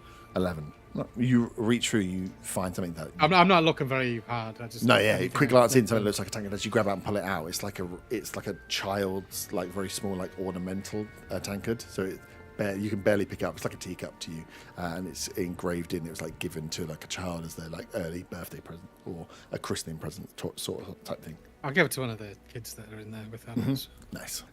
Cool. Yeah. As you grab that, are you guys scooting back behind the rest of the civilians from this point and moved, and they are waiting for you guys to kind of come out, keeping an eye on the fight, checking that you're winning, as they are hiding, awaiting the movement forward again. As I walk back, I'll say to them, "That's a fancy dog." But Willow Yes, put it her is. arms out for the dog to come back into her arms. I'm going to go over to all the civilians and I'm going to say, is everyone okay? Yeah, as you look, and they've had all the boosts from the original healing, so they're all looking scared. But yeah, as they look back to you, you hear a few of them, and it's like we just need to get to the keep. As you look up, you can see that you are one more tranche of movement before hitting the kind of road that goes round up to the top of the cliff where the keep is. The cliff is very grandiose, it's a big hill. I would like to use my down cutting tremor sense ability, Okay, nice. which is tremor sense for 10 minutes essentially. Yep. So you can feel out and see where you're going. Nice. Okay, that's good. So give me your stealth checks. With Reach is 60 feet, by the way. yeah, okay, you do it with advantage then, because you can feel for movement then that is fully around you. So you are, it's still a big group, so the DC is still going to stay high, but you can all roll your stealth checks with advantage because you can essentially feel where people are moving around 60 foot of you, and 60 foot is more than enough to be able to feel which is your party and which is people outside. So yeah, if you will give me stealth checks with advantage plus. 17. I just rolled straight. Not sure. I rolled a 19 and a 21, so 21. No, you're all good. 14. 2. Merrin's Well, a I have- lover, Merrin's a lover, not a fighter. I have disadvantage, so Oh, so it straight evens out. Yeah. That's 16. I got a 4 and a 7, so it'll be 7. I rolled really bad. That is 3 and 3. So with advantage, we need Linda and the common folk to get above a 15. I rolled a 16. It's like a really crap band. Yeah. Oh, Linda and the common. Linda and the common folk. I was going to say that could be our party name, Linda and the kids. Linda and the common. Linda the kids. Linda's kids. I like it. Nice. So yeah, with Tremor Sense going out, you can pick the movement, so it makes it so much easier for you to spot, because you're hearing and essentially seeing people before you see them. They're behind buildings, and you can spot the movement of where that's happening. As you guys pick your path through, charge up the hill as you're running. As you can hear, as you start moving, you get the Butte Springs residents to go first. As you're moving up the hill, again, Thorn, you grab the 2 kids. As you're moving up towards this keep, it has a big front gate. It's like an entryway before the actual keep itself is like a full palisade wall where you can see people's heads, guards around the top, as they call out, they're coming in, it's last one! And you can hear from the tower orders going out to close the gate once you guys are in. So as you are running up with the common folk, bringing them in, getting them through the big... there's 2 sets of gates here, sorry. There's the front, which is a big wooden door, and then there is a... what the hell is that thing called that drops down that's made of metal? The big metal... Portcullis. Portcullis, thank you. And there's a portcullis as well. So as you're moving up, and screaming, and this shout is going out, you can hear arrows being fired from the towers behind, firing over towards you, as behind you there is a pack of kobolds and a few dragonborn that are chasing up, just trying to take out whoever they can on the way in. But you get yourself in. The doors, the guards that are there, slam shut the doors. Big bar goes over the top of this little entryway point, which doesn't have the highest walls here, but is a part of their protection. Then you get inside the second, and the portcullis they kind of bring down halfway because they have guards coming in and out. As you are sat within the keep of Butte Springs, you can see that there are probably about 50 to 60 people you can see just spotted around. There's only a few barns here, so there's this huge tower. I say huge, it's not actually huge, it's probably like 40 or 50 foot high. It feels huge for the rest of the buildings that are here, but it's not very big. Think lighthouse side that joins up with the wall, and there is guards that are lining the walls around where they can see over and shoot down. As you can see, there were just the Butte Springs residents here. There's a barn and an outhouse here that are completely crammed full of people. There are people doing first aid, trying to like bandage people up, trying to find what's going on. There are people in the corner just crying. There are bodies that some people have managed to get in, and you can see this just scene where there's not a lot of people here, but in this small space, it just feels like carnage. The rain is now starting to come down. The lightning is going off, and you hear coming down from the keep the sound of someone giving orders, and then someone following up those orders. As you see a human come out from the tower, come to the palisade wall, kind of walking round, looking down at you guys that have just arrived, looking over the wall where these kobolds and a dragonborn have just approached themselves up. As he has got one side of his face, you can see is bloodied, like it's been scratched or cut or burnt, and one arm is up in a sling, but he's still giving out orders. And following behind him is a female dwarf, who has one like solid proper pirate hook for a hand, as she is tending and giving out orders as this guy looks down towards you and just says, "I don't know who you are, but welcome to Butte Springs," as he makes his way down towards you. As you have found, as will be introduced to Christopher Silverbrook, the governor of Butte Springs. I need to set up the keep, so we shall take a pause for a pee break there. As you are now safely inside, you managed to save 15 people. That will buy you some very good graces with Christopher Silverbrook. So the base of this keep... shit, I should know this name. Google it and tell me after. All around the base of this stone wall, and the top is all built out with wood, but is built for the guards to be able to peek through and fire arrows. But it's like with the arrows slit. So it's the wall itself is actually, whilst only part stone, part wood, is pretty well designed. For those of you that have seen keeps and things before, and you would recognise that this is a good site to be defending. Like, you could be in here and it would be difficult to siege through the height of the walls, just through the defences around the base. It's up on a cliff, so you can't dig underneath because it's on rock. And it's got this huge tower that's up there. So yeah, this human comes down in a long coat, one arm in a sling above, cut down his face. Looks like he probably would wear a tricorn hat, and that's definitely on a mini, but he's definitely not wearing a tricorn hat at the moment. It's not the time nor the place. As seeing you come in to these gates with all of these civilians that you brought in, as the portcullis goes down, part down, the main door gets slammed shut, big wooden bar pulled across. The guards along the top start firing, and then you hear the kind of the scream as the kobolds kind of flit and disappear. A few winged ones get fired at as that initial attack is kind of suppressed. But looking out now, you can hear the guards calling that they can see kobolds and dragonborn come kind of close enough and starting to come up to surround their point here. You're at the point of being almost like sieged inside this fort. That's coming down from this wall, down the stone, down the wooden steps towards you. He, with one hand up, just steps out towards you and says, "Friends, welcome to Butte Springs. I am Christopher Silverbrook. I don't know what prayers were answered for you guys to turn up and save, but I have to say, I'm grateful you're here. Who are you?" I will introduce myself and the others by name. Yep. Not as any group or anything. Yep. And say we were travelling, and I think we came here to meet this guy, didn't we? Yeah. And we have business with him. Yeah. He was the one. He submitted a report. Yeah. So Christopher Silverbrook has submitted a kind of a report. He does a bit of a work. Anyway, he's an old pirate, so he does a bit of work for everybody. But he is, for money, would keep eyes out for the Kingsguard.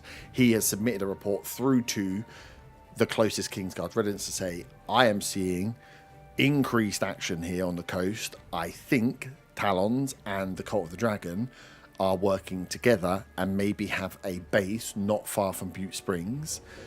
If this is of interest to you, you might want to come up and investigate. Like, it's not of huge interest to him, but he knows that sharing certain information on certain movements will ensure that he gets money, and if he gets money, he can keep Butte Springs going. Butte Springs itself isn't. It's used as a entry point for goods. Most goods land in here. Most ships come in, and it doesn't have a huge port. They get unloaded and they get sent somewhere else. Nothing really stays here in Butte Springs. It used to be mainly a pirate like kind of cove. A lot of smuggling came through here, and he kind of tried to standardize and tidy up the reputation of Butte Springs here. But it is just like a tiny little tin pot town where he will sell movement information, ship cargo information if he needs to, anything he thinks Kingsguard might be interested in, because they pay well for information. That was the report that made its way into the hands of the king, which then was part of the evidence that was presented to you guys to say, Christopher Silverbrook has information, go and find him, find out what's going on. There was nothing in there that was like, by the way, we think we're going to get attacked by dragons. So this bit, as you've turned up, is like a surprise. You were expecting to turn up to a meeting to ask him what the hell's going on. As you've turned up, actually, the town is being sieged. Yeah, so I'll just tell him we have business with him based on a report he sent in. Mm-hmm. As he looks, he looks and he's like, Kingsguard men in disguise. I suppose, as times go, it's a dangerous time. I'm glad that report brought you here at this time. I'm a little bit more sure in my report that the dragon, the Cult of the Dragon are moving around. We've got one overhead. As you look up and hear the thunder rumbling, you again with flash of lightning can make out this large winged beast that is just circling above. Can I turn to the dwarf? Mm-hmm. I'm still bad with names. I'm old. Forgive me for being bad with names. I turn to the dwarf and say, "What do you know of this dragon?" Mm-hmm.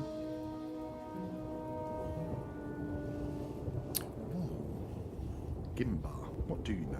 Bud, you muted. I thought I switched it off. Sorry, I don't think I know much about dragon research. No, you know Tales, perhaps? that you were also being that the trade caravans were being attacked by a blue dragon. All you know is the trade caravans have been attacked by a blue dragon, but you haven't been attacked in probably the past 6 months. They just stopped. Yeah. It's about that is about as much as I know. Yeah. Disrupting trade. But not in a while. Christopher steps in. He goes, "Yeah, the blue dragon, right? The one that was coming in." But he's like, "This one's bigger. This isn't. I don't think this is the same beast." And then he introduces stepping in.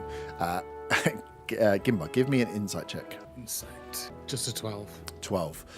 You are honestly trying to think and recall what's been going on, and as he interjects, Christopher interjects to say, "No, I think this is bigger. This is a different dragon." You look down and realise to his side that there is this not bright as ginger as your ginger hair, but this female dwarf got a big scar that kind of runs across her face, proper iron hook hand, and she's got it propped on her side, and she's just looking at you down her eyes, and then you realise, kind of as you look up, you're like, "Whoa!" And she's probably been staring at you. She clearly been staring at you for a while.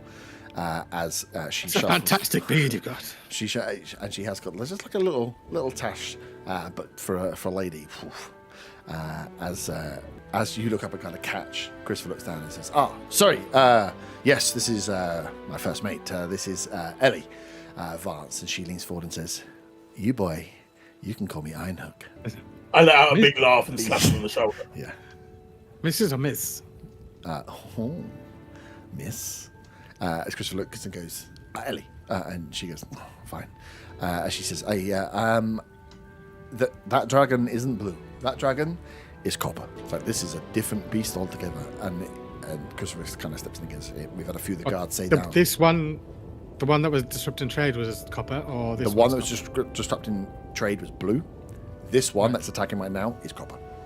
It's swooped, it's destroyed, and a few of the guards have seen it, and Ellie says, "Hey, this is not the blue one. This is different dragon altogether." So there's 2 dragons now, so we're kind of fucked. But, good to see there's some nice strong dwarven hands come to help us. You from over there? I am indeed. So close, but I've never seen you. What's your name? Gimba Nalaforge.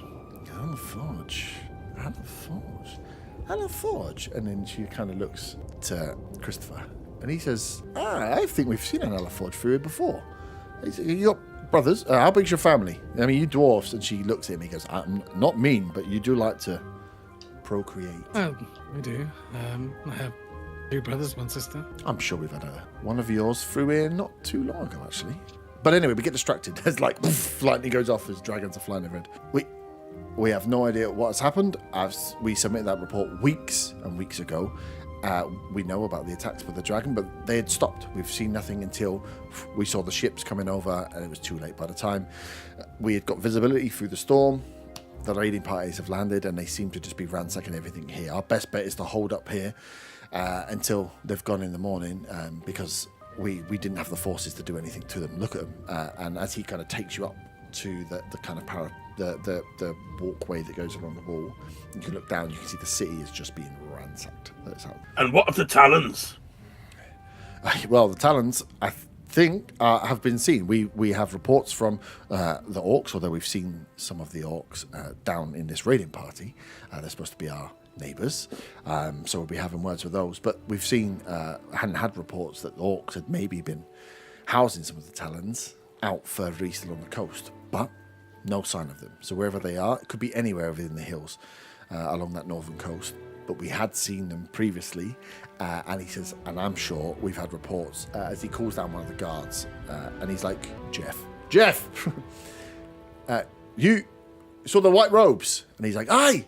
He's like 2, 1 big dragon, and he's like 2 smaller. He's like, maybe human, maybe elf, but he's like pointing into the center, and he turns back and says, "There we go, 2 white robes. And as far as I'm aware, the Dragonborn aren't running around in white robes, but I know who are the Talons." Does anyone else have any questions? How long have the raids been going?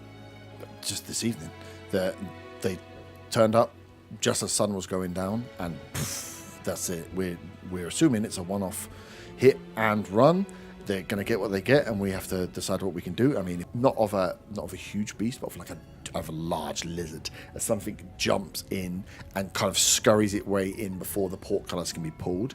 As you can see, a side the side entryway has been broken in some instance, and a few kobolds have flown in, a few winged ones have kind of jumped over, a few have been shot down, but some have landed in as the guards cry out as kind of getting ready to push their way into this keep. Something is broke through the front door as he turns and goes, "Oh shit!" He's like, "Everyone to the front gate!"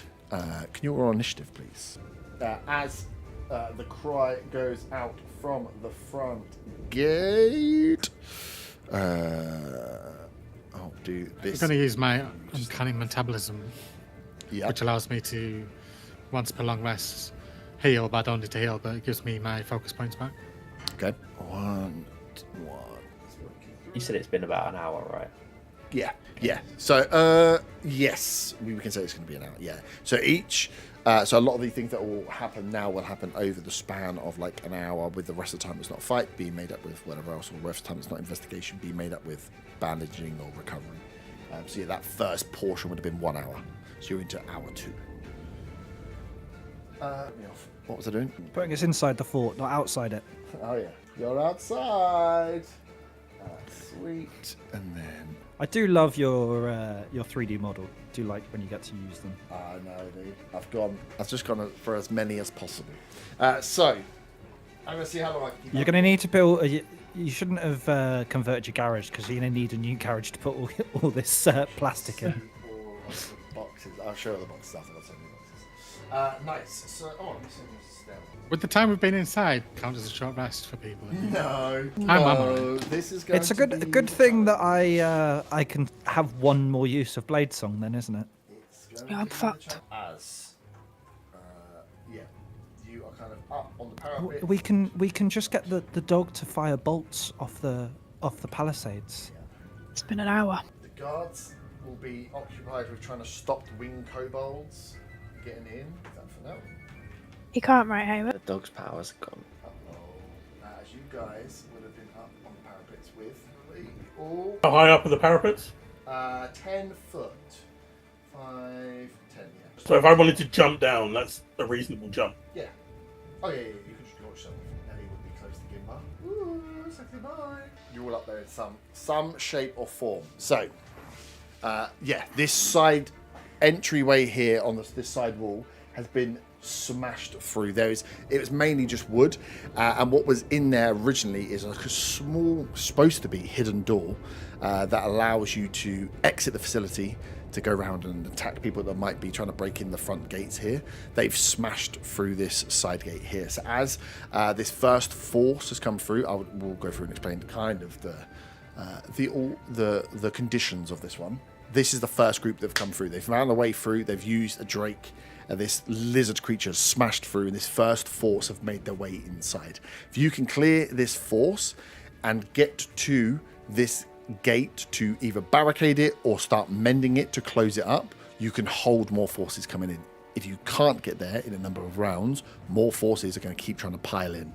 For now, we'll say the flying kobolds are being dealt with by the guards, but again, as more time passes, there'll be too many for the guards to take out in one hit. So all the guards on this parapet here are firing arrows to stop winged kobolds getting over and trying to suppress those that are making their way up. You are the guard force to fight inside here. Any questions? That's what you think. Well, yeah. Or you run away. Cool. Makes sense. Cast Misty Step, run away. Yeah. I told you, this is the battle of attrition.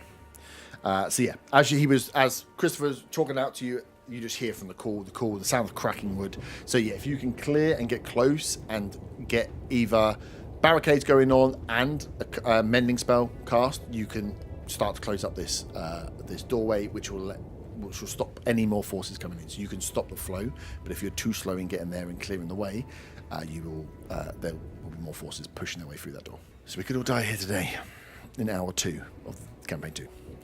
Merrin, funny enough, with the 22, you're up first. So I can't see any of them from where I am. No, you can Not even any flying kobolds. No. You could attack flying kobold if you would like, but I'm essentially saying that'd be a waste of attack at the moment, because at this moment, the guards that are there have enough arrows to stop any flying kobolds. Well, the thing is, I can't really do much because... Move. Well, again, it's when you want to move down and set yourself up for the next round. Well, I can do that. At the same point. Yeah. Oh, you mean hold an attack? You can hold attacks, or you can use support things, whatever else. I wouldn't. This you have not had a rest. This fight, you are going into weakened, so I wouldn't. I'm fine. Oh, go stand in the front and take some hits. Well, first of all, bonus action. Yep. Let's get my blade song out. It's my last one. Yep. So let's hope I don't get knocked down. I'll use my 40-foot movement to get by the gate. Oh, easy. And then we'll hold a green flame blade on anything that comes through the gate. Have I got enough movement with 40 foot to get down there? 40 foot, you will, yeah. We'll say you could have been in there. So yeah. Would you want to go to the far side because you've probably got the most movement? That's probably for the best. Yeah, I'll think tactically because I'm intelligent. So yeah, if you step out, knowing that you can move quickly, you dance out across. We can get that overhead a bit more as well to help somewhat. Yeah, that gate is like 10 foot wide, so when they step out, the first one's through. Cool. So that's why I went with green flame blade, because I worked on the basis there may be another one. Yep. Nice. Thorn, you are up next. What I want to do is yell out to open the gate. Okay. Because it doesn't make sense to let them damage it. Yeah. And we're going to have to fight them anyway. Wait, you're opening the gate while I'm here? These ones have come through. So the main gate is here. No, not that gate. This gate one, that they're in front of. Yeah, this one, they never got it down further than the half. So the other thing you could do is try and lock these guys in, right? They brought down the palisade to only halfway because they have, I mean, some guards probably would have been murdered in this bit here. So they could drop this gate further, or they can open it all the way up. These ones have got free path just to run through. Yeah, I want them to open the gate, and then I'm going to jump down right in front of it. Yep. And ready and attack with my great axe. Nice. Do you want to ready the jump and attack as one? Or do you want I'm going to be standing there waiting for them. Nice. So I've said open the gate. That's cool. Yeah, so you run past these guards that are at the top, call them to open the gate, you just like, handle straight down. You go right underneath where it's going to open. You can be like in front of the gate as it's like coming right up in front of the face with your axe ready. One of my features is when I take the ready action, the next attack roll made against me has disadvantage before the start of my next turn. Nice. That's very useful to know. As no one really wants to attack you anymore. They think you smell like sweet, sweet chocolate. And they're going to leave you alone. Where's my drink? Sweet. Nice move. Up next is the Drake. Sorry, I didn't put my boys in their order. As this little wingless, got a big a horn on its front. This like lizard essentially, but again could be dragon form, could be a lizard as it just scuttles forward, charging towards you, which is actually quite funny because it gets a surprise. It scuttles with great speed under the bridge towards you, Thorn. So as it kind of pulls out, charges, as it sees, probably it's charging towards Merring more, and then you drop down. It goes for the bite against you, but your held action is ready to go first as you swing down with the axe. So you can take a hit against this Drake first. Swing at that thing. That is a 15. 15 hits. This thing only has natural armor. I can never find the D12 quickly, so I'll do the damage on mine. That will be 6 points of greatsword damage. Nice. 6 points of damage as this thing launches towards you. It has disadvantage on its attack. If it's attacking me, yep. It would have advantage if it has an ally, but it doesn't have an ally there, so it is disadvantage as it tries to bite you essentially. An 18 and a 4. So that's an 8. As the blow from the axe and the bite forward, you see this thing miss. The rest of you see this massive lizard. This lizard is bigger than Thorn as it like charges forward and goes to bite it, and he just dodges out of the way. Up next behind him is his Dragonborn, kind of like handler, who doesn't like that he missed. He is going to move forward also with his attacks. He needs to create space for the kobolds. Cool. Merrin, he'll step into your... He needs to create space for the kobolds to get behind him. So he's going to step up to try and thinking he's going to block you, right? You look like a little... My green flame blade obviously won't work. Take my attack action, which You are? is... Oh, yeah. That's a 12. 12 misses. As this guy comes round with the leather armor set there, you swing and miss. How does heroic inspiration work? You can use it if you have it. You can use it whenever you want. I think you can use it after you've rolled a dice, but you have to take the... What was it, Kins? You have to take the roll. Yeah, right? Yeah, you have to take the Yeah, rolls. so you fail, and then I'm pretty sure it's any d20. I'm not sure if it's saving throws, but we can say it's any d20. Because you have to roll, fail, and then be like, I'm going to roll again, but I have to take the second number. Yeah, okay, that's fine. I just wanted to double check. Nice. He still Because gets I'm his an go. human, I am. So yeah, Despite he how I look. dances round, sword comes out as he waits for your green flame blade, almost glances it away, as he's going to try and block this big bald bastard so he can get his Drake in. He's going to take his 2 attacks against you, Thorn. He has pack tactics and he's flanking. Unfortunately, double advantage does nothing. Blade to your spine. First attack is a 22. Yep, that hits. And he gets advantage on his first attack. He gets extra damage, which is lovely. So he does 6 points of slashing plus another 5, so 11 in total. Yep. And then he gets a second attack. Second attack is going to miss, I think, is a 13. Yeah, that's a miss. Cool. Gimba, you're up. Can I get down to flank the Dragonborn? Yeah, should be able to.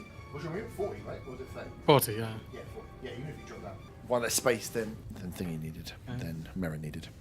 So you can, as he's down there now, you're straight in behind, as he's just removed the sword from Thorn, missed with the second attack. There's your dwarf I'll behind. try grappling again. Ooh, okay. Obviously, it doesn't get advantage, but it's a 12 strength or dex, your choice. Save. Okay. Dex. I rolled a 3 on a dice, so that ain't gonna make it. Yes. Bonus action. I'll just do an unarmed strike at this point. I won't flurry blow him. Oof, that's probably not going to hit 11. 11 doesn't hit again. Again, you get into the grapple, but can't convert. You need to work out how, when you're grappling someone, how to hit them after. Yeah. You thought it'd be That's easy, my next but tra- yeah. Next part of training. It's a bit like how Willow can't hit anyone that's like smaller than 6 foot. You trade against dragging a dummy and punching it in the head. That'll just be me for now then. Nice. What was I doing? Why did I stand up? Oh, grappled. Nice. So yeah, you can see the Dragonborn is grappled. I shall remember that as well. As up next, you guys roll low. The kobolds are going to make their way in. These are just normal kobolds. Sideways as it comes out, which won't give him pack tactics, but makes a way for his buddy. He is going to launch his little dagger on a spike. You guys are right in front. He's going to launch it at Gimba. That is... Oh, that's nice. That's a 21. That hits. As he throws his dagger at you. Oh, and that was max damage. That's 6 points of piercing. I will use my reaction to deflect the attack. Fuck you. You don't run out of it. I know, it's a reaction at any time. What? Yeah, I rolled a 15. So I'll use a focus point to redirect that attack Oh, that's at the the focus Dragonborn I'm grappling. Okay, nice. Yes, you just pull that Dragonborn into the way. And that'll be 10 damage to the Dragonborn. 10 damage, nice. You immediately bloody this guy. As it comes towards you, you just put up the Dragonborn that you're grappling, and he takes the dagger straight to the chest. He's like, sorry, boss. So that's my reaction use. That's your reaction used. Okay, and you have to use points to do that thing. You have to use a key point to do it. If I can deflect the attack, but if I want to redirect it into the focus point. I was worrying that you could just do that every time on a reaction. I'm like, that's fucked up. No, not yet. That doesn't work. Not yet. Well, no, it's as many focus points as I have, but they go up, unfortunately. I feel like Monk is going to be Herb's least favourite thing by the end of this campaign. Yep, you got that right. Especially when I get adamantine robes. Adamantine doesn't exist, remember, because you ruined it last time. Okay, one is going to have to spring behind Gimba. He's going to have to dash to do it, so he's passing by you, Thorn, as one of these kobolds runs, if you want to use your reaction. Yeah, I'll use my reaction. Cut him in half. That is a 14. 14 is exactly what you need. can have some damage, please. That will be 12 great axe damage. Yep, you kill this poor kobold. Okay, one dead. We'll take him off the rules. The other one's going to follow in behind, and he's in a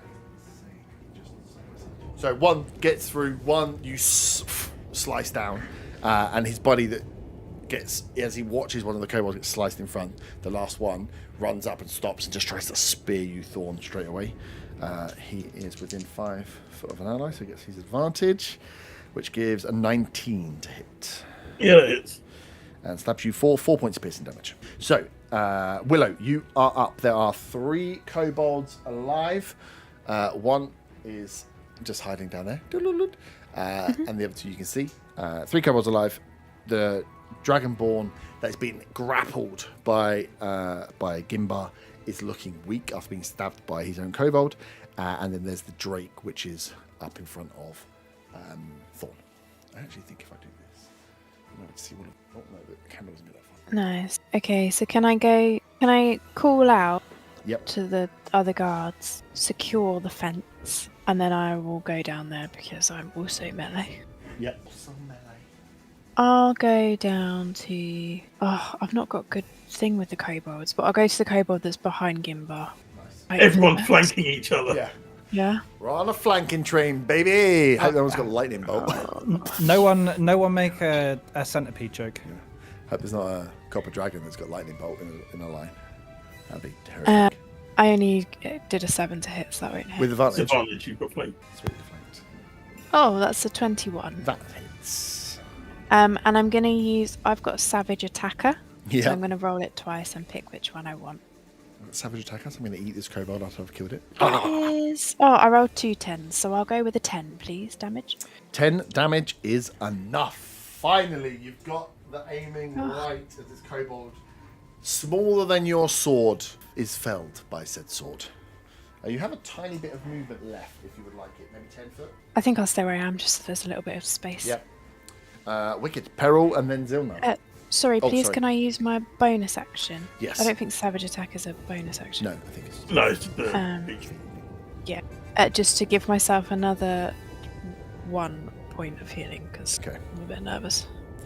Nice. Peril, you are up. And then Zilna. You can see that at the moment, the attackers that broke through, that they took their chance to get through this gate, they've managed to get through. But there's no one at the moment coming in behind. So the Drake is underneath this drawbridge here blocking. But if you were to be able to get in here, there's a chance you could start trying to mend straight away in round 1. I bet Peril, you're up first. I don't know if you've got mended. No, I don't. Would I get there? I won't get there in one turn till I start mending, will I? You could... No, with just your movement, with 30 foot, I'd let you throw yourself off into that area, but you'd just be in that area. You wouldn't be able to do anything. But you'd have to throw yourself over this wall, because if you went down and tried to squeeze past, you're trying to squeeze past a kobold and a drake, which is not advisable. Okay. But do it if you I can't. Is the Dragonborn's being grappled by? Bagimba. Yep. Yeah. You can still attack an enemy that's being grappled. Okay. I can't see the Drake from where I am, can I? Not from where you are, but you could move to position yourself. If you got down onto ground level, you'd be able to see it. Yeah, I'll move down to the ground, to the bottom of the stairs, just to be able to see it. Line of sight under the bridge. Then cast. I'm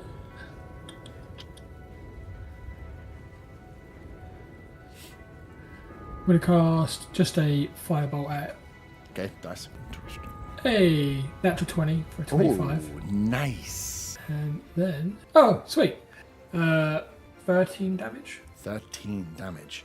Nice. This Drake thought as you stand up, trying to work out how this big lizard, how hard this thing's going to be. A firebolt comes over your corner, straight into the face of this thing, takes it down as it burns all the way across the scales of the face. Part of the jaw just burns away as this thing looks like it's gone past bloodied into, oh my, I'm fucked up territory. But it's a lizard, so you can't say it. I have one more Sacred Flame to use, so as a bonus action, I will pop that. So, dex save of 13. Who Lizard. are you on that? On the same lizard? Yeah. Drake, yeah, nice. Dexy is a bit dexy, to be fair. Oh no, that's only I rolled shit. That's a 9. So that's going to be 7 damage. 7 damage is enough. Shit, Drake is out of here. And that 20 and a big hit. This Drake has its face fizzled off with radiant energy, following on from the firebolt as it slumps down to the ground. There is a grappled dragonborn and 2 kobolds alive. Zilna. Peril, anything else for you? No, I'm good.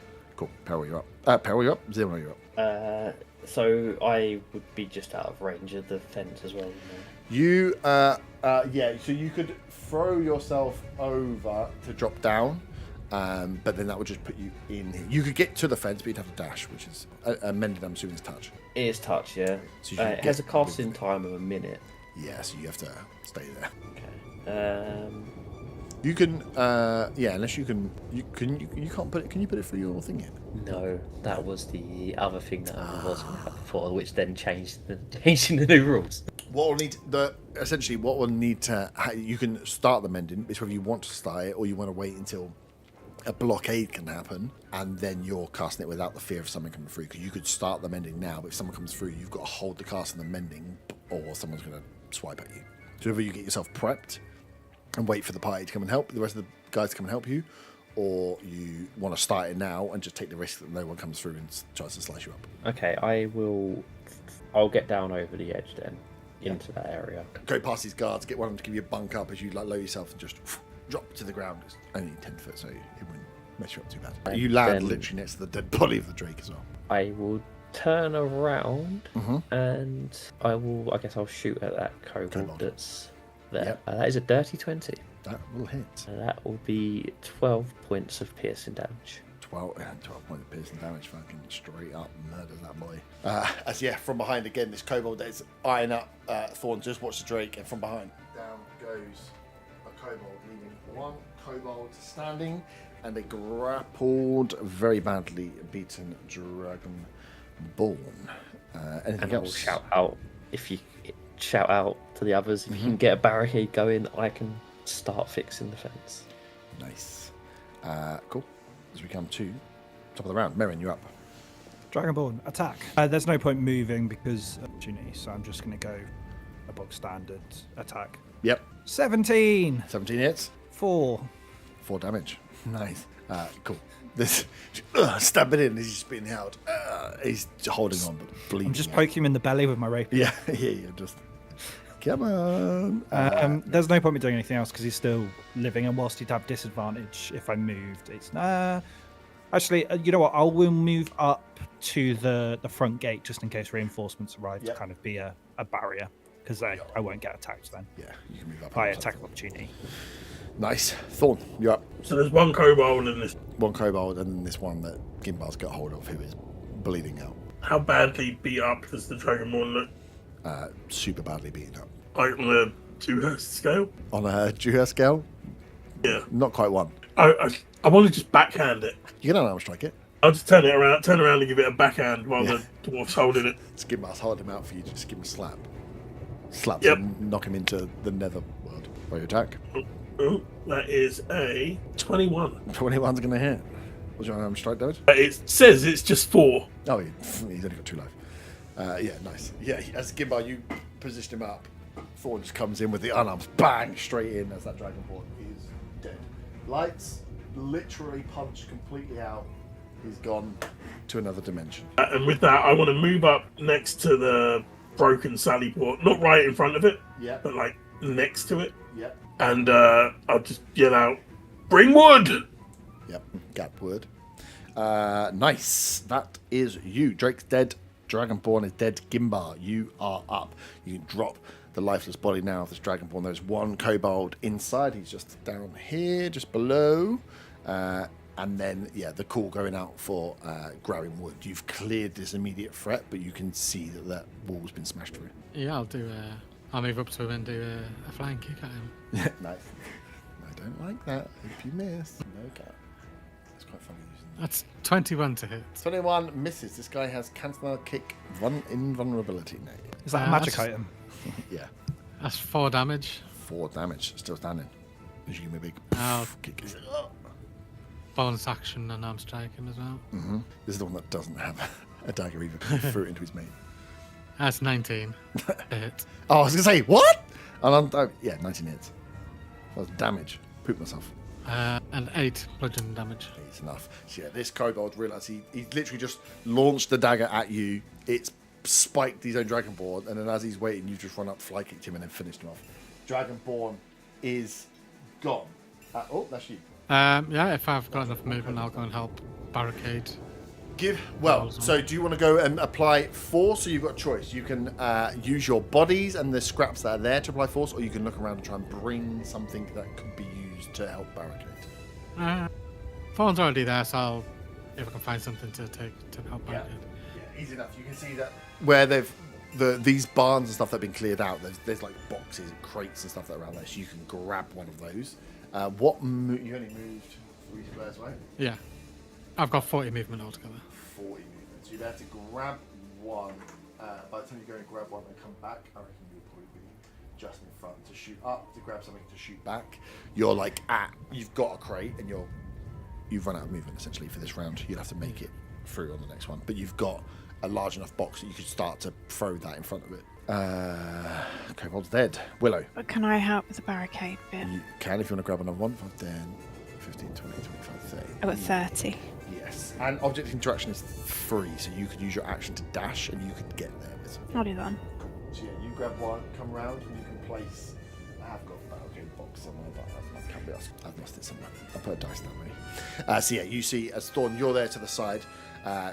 Gimbar goes and grabs one, and then Willow comes flying in, and you whack this crate down as a first block that's there, waiting for a mending spell or something to come in to crack the wood. What these are like wooden logs that are sharpened and make spikes, and there was a doorway cut in. The whole thing's just been smashed through, so you need to try and block off any hole for squeezing through, and then that will give a mending cast the ability to refix the palisade wall. Peril, you are up, and then Zilna. You are quite far back. You see that you can help on the wall. If you don't, there's only so many people that you can put in front of a wall, right? So you could go and use cantrips, hold cantrips and spells for anyone like this side who's going to be trying to break in. Yeah. So I was thinking, can I run up to the wall and hold a firebolt? So anyone that tries to like get in while they're mending it, I will. I think it'd have to likely be on the next round as they get there, because you use a lot of movement. Where were you? Yeah, you'd have to use all your movement to get up there as a dash. But as the archers there looking, and they're trying to keep the flying kobolds at bay, you can be ready on the next round to be like, if anyone tries to go through that door, tries to push against that barricade, you can just firebolt down. Zilna. I will get up and start mending. Nice. So you see, and where does your mending come from? So, as per the other spells, I'll hold out my right hand gauntlet, and you'll see like middle finger. There's a button, sort of gemstone sort of thing. Press that in, and you see a tube along the finger kind of fill up with what kind of looks like a murky sort of pulsating liquid sort of thing. And from the palm, that's where the mending will come out from the gauntlet. Nice. So as Thorn, as you're like ready to the side, and Willow, you're placing these boxes up. You see Zilna comes around behind, and this gauntlet, the gemstone lights up, and then from this like metal, what you'd used to see in gauntlets just as like both of you as protection for your hands, right? This one clearly has something else going on. As a spell force comes out, and you start to see the wood of the palisade wall behind start to crack and move back towards its position. The breaks of these woods starting to re-heal in front of your eyes as you are kind of helping by blocking that doorway. Nice. So you will need to hold that uninterrupted if anyone turns up. Turns out someone's going to probably turn up. So back round to the top. It won't be until their initiative. So Merrin and Thorn, you both have actions coming up now to prepare to set yourself. Best way you can set yourself for keeping the barricades set, whether that be strength checks to hold something in place, or Merrin, if you want to place yourself elsewhere to protect, like Peril has against intruders coming in, or you can again add another body to help the barricade. So Merrin, you're first. Sorry. So. Do you reckon we need more the gimbal reinforcements? Gimbal will have the box that is required to like block the hole. So this Sallyport hole is like you'll have to crawl in and out. So kobolds can probably run through pretty easily, but Dragonborn and the Drake have had to force their way through. So this is a one-man entrance with 2 big crates there. they can hold. It's whether you, with Gimbar, Willow, and Thorn all holding, whether you think that's enough to put 3 strength checks against that. Is there more you can do there to help, just to ready, or do you want to go up and see if you I want to stand by them and hold the help action. Oh, nice. Is that still a thing? Yeah, that's still a thing. That's smart. Yeah, who's the least strong? Ooh, do you want to be told, or do you want to make an assumption? I'm going to make an assumption. Let me look at my notes. Who gave me shit before? You got that written down. No. What's that? Scary. I'm going to go with Gimba. Cool. So yeah, as Gimba, as you turn up, And obviously the help action is to hold the door. Yeah, stop him tripping over. Hold the Watch door out. open for me. There's a dragon there. Nice. Thorn. Well, I guess I'm pressing myself against the box or whatever, aren't I? You can press yourself against the box to keep that there. Strength check, that would make sense to stop them coming through, or you can let them come through and attack them if you want. But whilst the mending spell's going on, that hole needs to be held. I guess I'm Hodor for now. Hold the door. Give me a strength check, please. Just a D20 plus strength modifier. 20 plus strength modifier, yeah. 14. 14. Nice. On the initiative of the enemies, Peril, you see coming round and you hear the calls as 2 of the Dragonborn make their way to that front of the sally port and are like readying themselves to start trying to ram as a flurry of, I think they have a few kobolds around them, but they're incidental in this, they're not going to be strong enough, as a few more winged kobolds launch up to come over. A few more than have already been handled, so these are going to come your way more likely. They enter the fray, but they don't do anything this round. They've got to take all their action to get in there. So Gimbar, you are up. I'll continue taking the Yep. wood to where it needs to be. Gatwood. Get wood. How much is that movement? 30. I guess I will. Wait, I was helping him hold the door. If you use your strength, you can roll it with advantage. I Something wouldn't else you want wanna to do? waste Marion's help, so I'll help hold the door Hold the door. Give me a strength check. with advantage, right? You with advantage, yeah. Yeah, that's good, because one was a 1 and the other one's a 6, so that's a total of 9. Ooh. Okay, cool. Well, I knew I should have helped you, and it's Yes, paid you were right. dividends. Yeah. I am not the strongest. I am quick, but I'm not strong. Nice. So, fly. Oh, that's the wrong thing. That could have been quite bad if I used the wrong step up there. Sweet. Flying up over the walls. 3 winged kobolds. They are going to try and mess your shit up at one. Let's go to land. Nice. So this is on top. I don't know how many millions to front of the board, but yeah, as there are kobolds flying up, kobolds pushing around, the guards are fighting here. These 3 have managed to make it through the barrage of arrows, and one is going to land up on top. And seeing you guys holding, is going to fire down at the closest, which is probably Willow. This winged kobold launches out essentially it looks like a spit, but it's like a baby dragon breath that comes out. This ball of lightning spittle just flies its way towards you.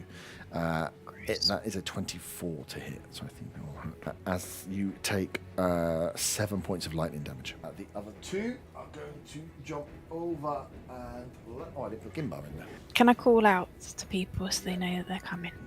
And they've just spat on me. One spits on me, and one is going to land. Put them all in here for now. Tell you what, these guards are fucking useless. They're killing hundreds of flying kobolds right now. I just Okay, can't be okay. asked to say it. But yeah, Theory of the mind, that's what theory of they're the there. mind. Yeah, they're firing Yeah. at lots of kobolds. I just don't want to roll the dice for it. But yeah, they are protecting the rest of the base as a few are just making it through. As one lands in front, behind Gimbar, one lands next to Zilna. Only one will get the pack advantage on the next one. So the one against Gimbar is just going to try and, as it lands down, just stab you with the blade in the back. That is only a 12, so I don't think it's going to hit. No, this is... And the one that lands down behind Zilna gets advantage on his attack. That is going to be a 21 with the blade. Yeah, Is that me or Zilna? Zilna. That is 6 points of piercing damage. As you're holding the spell, as the creature essentially flies down behind you, just tries to stab you in the back as he comes down. Willow, you are up. You have 2 strength checks against the box that they will be challenged by the 2 Dragonborn on the other side. So you can add to the strength of the barricade, or you can try and remove the flying kobolds that have landed in this spot with you. You have Peril and Zilna to go after. Zilna will need to either move and then go back to casting the spell, but ideally you want to be able to keep him casting the spell as long as... Yeah, am I able to go round Zilna? Yeah. Okay, I'll go round him then to the kobold underneath. Yeah. And I'll attack that one, so I'll let go of the barricade thing. Okay. So yeah, Gimbar and Thorn, as Willow was there holding, she looks, you two are wedged in, she darts around to try and stop this wind kobold. I only rolled a 13. 13 misses, unfortunately. These are Dexy little bastards. Anything you bonus? Is Zilna hurt? Well, he was just stabbed. Yeah. Is he looking like he's really hurt? I am perfectly fine. You're fine. Okay. Yeah, I'm still in 10. Nice. Okay. I don't have anything. Cool. Peril, you are up. From your vantage point, you can fire on pretty much anyone. So you've got one that has made his way up onto the wall, so he's kind of out of sight of melee. There are two who are melee attacking people inside. You could also, I haven't put them on, I'll put them here, take an attack at the Dragonborn outside to try and weaken them before they make their strength checks to push against your party. Yeah, can I go off the closest Dragonborn to Yep. like stop him? I should have had a firebolt ready, so that's what I use. Yep. No, that's an 8. 8, no. You fire down towards them as they dodge away. You are, trying to shoot down at this wall here as they see it coming. Sets the wood on fire. Starts doing more damage. So everyone's like, what? They've got fire now? This is crazy.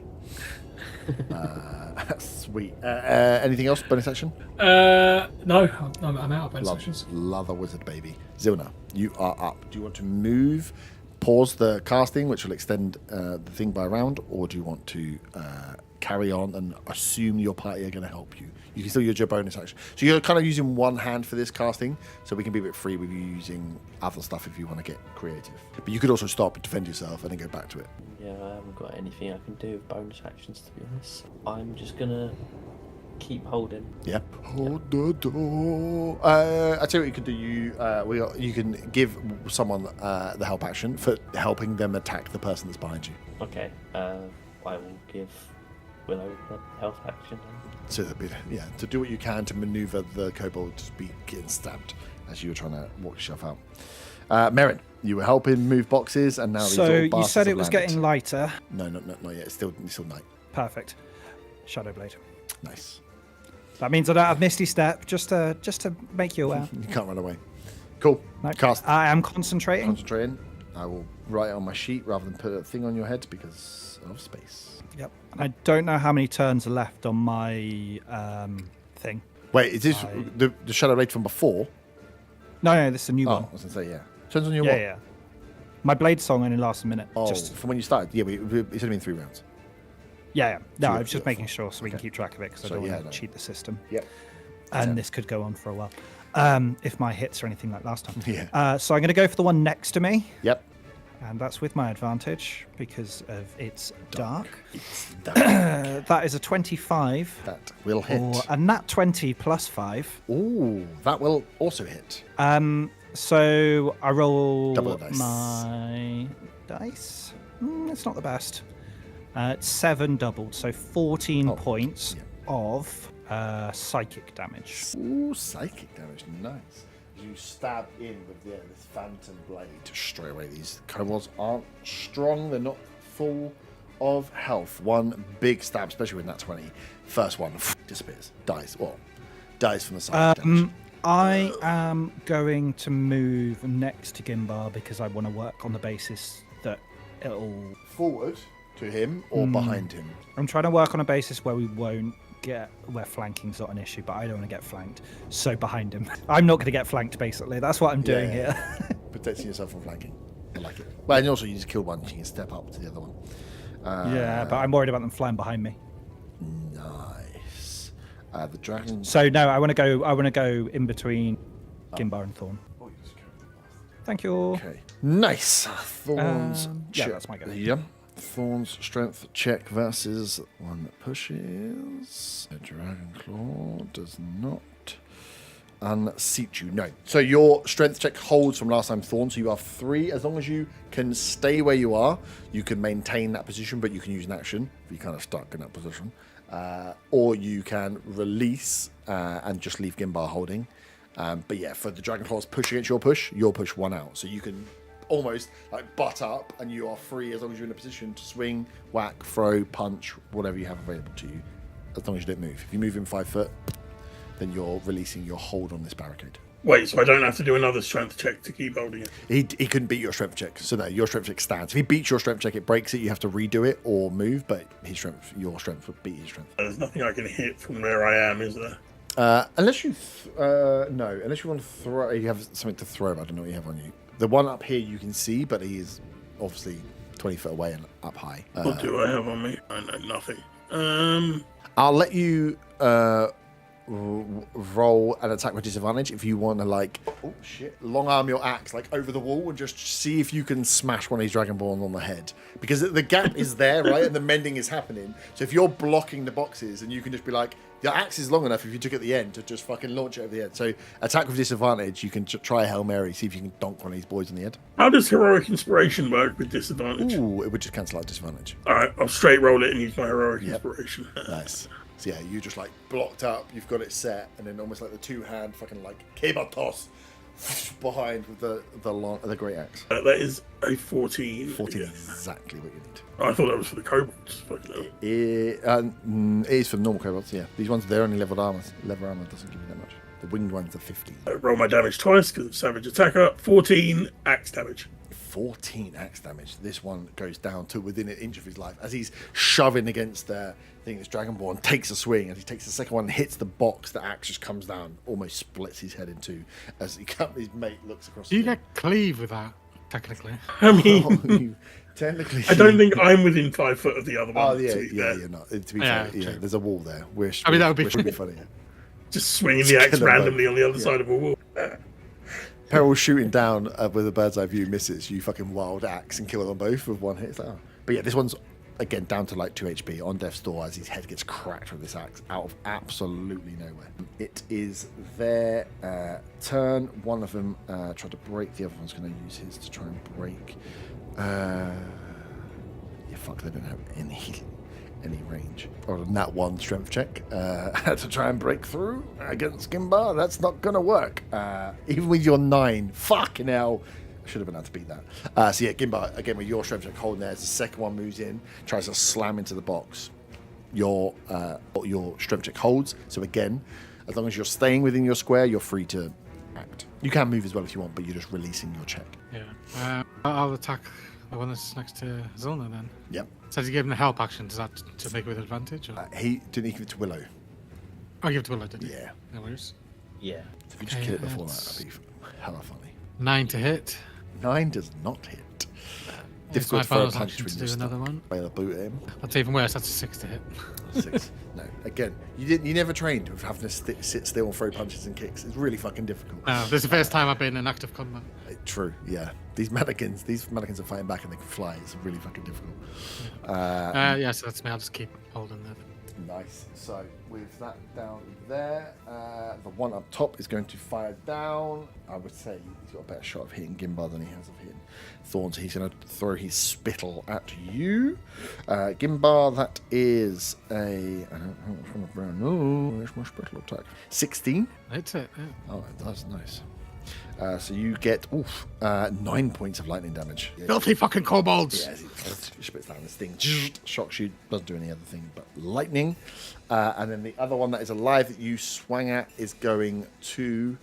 I mean, you can see that Zilnar is still trying to mend this thing, so he's going to take his attack. Doesn't get advantage this time against Zilnar because he hasn't got any friends. That is a 19 to hit Zilnar. That's going to hit, I think. You take 7 points of piercing. Okay. Willow, you are up. I'm going to attack him. Yeah, you got advantage? Yeah. Oh my god, it's a nat 20. God, fucking kill him. Come on. And I'm going to smite him as well. I'll remind you. He's going to have like 1 hour of the night HP or is something, isn't he? They don't have a huge amount of HP. It's just hit them. I've hit 9. Oof, 9 is not enough to kill him, so you might want to Then smite I'm him. going to smite him. Do it. And I get it 2, don't I? I don't know what that means. That's 10 radiant damage.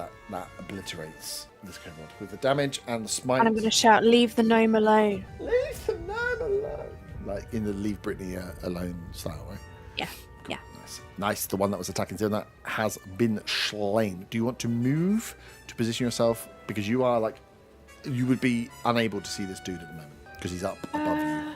So you want to move back to help with anything, or you want to stay? Yeah. Could I go back over to the fence, and then my next go I'll start helping unless I'm beaten out. Yeah. Nice.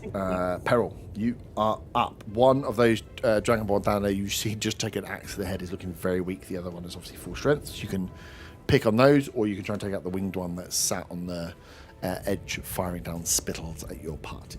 We'll try and get rid of the one that's weak. Yep. It might help the party actually put the barricade up. Yep.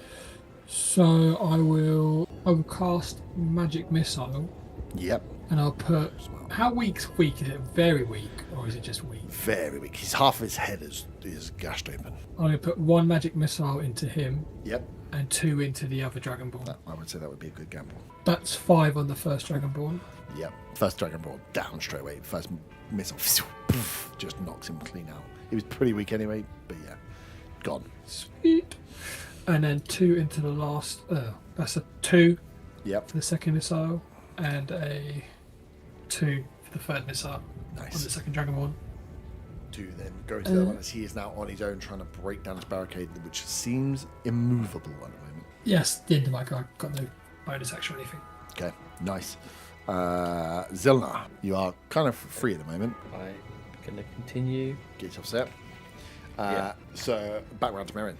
There is one kobold up on top, flying, and one outside trying to break in, but not getting in. Dan, it's your go. Yeah, I'm trying to think what's best. I can't really reach the one on top of the little gate, can I?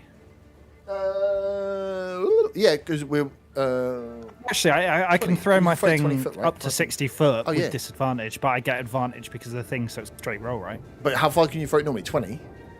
So it's 20 base roll, 60 max. Yeah, so if you just moved like here, then that'd be 20. So what we do with height, it's just like, fuck it. As long as you're 20 foot away, we say you can hit up. I don't care about perfect, yeah. So I am going to do my little send my little feelers out. Shall I 17 to hit. Hits. Excellent. That is 2d8 psychic damage. Pretty fucking good damage. Nah, it's only 8. It's enough to put him on death's door, though. These things aren't very strong.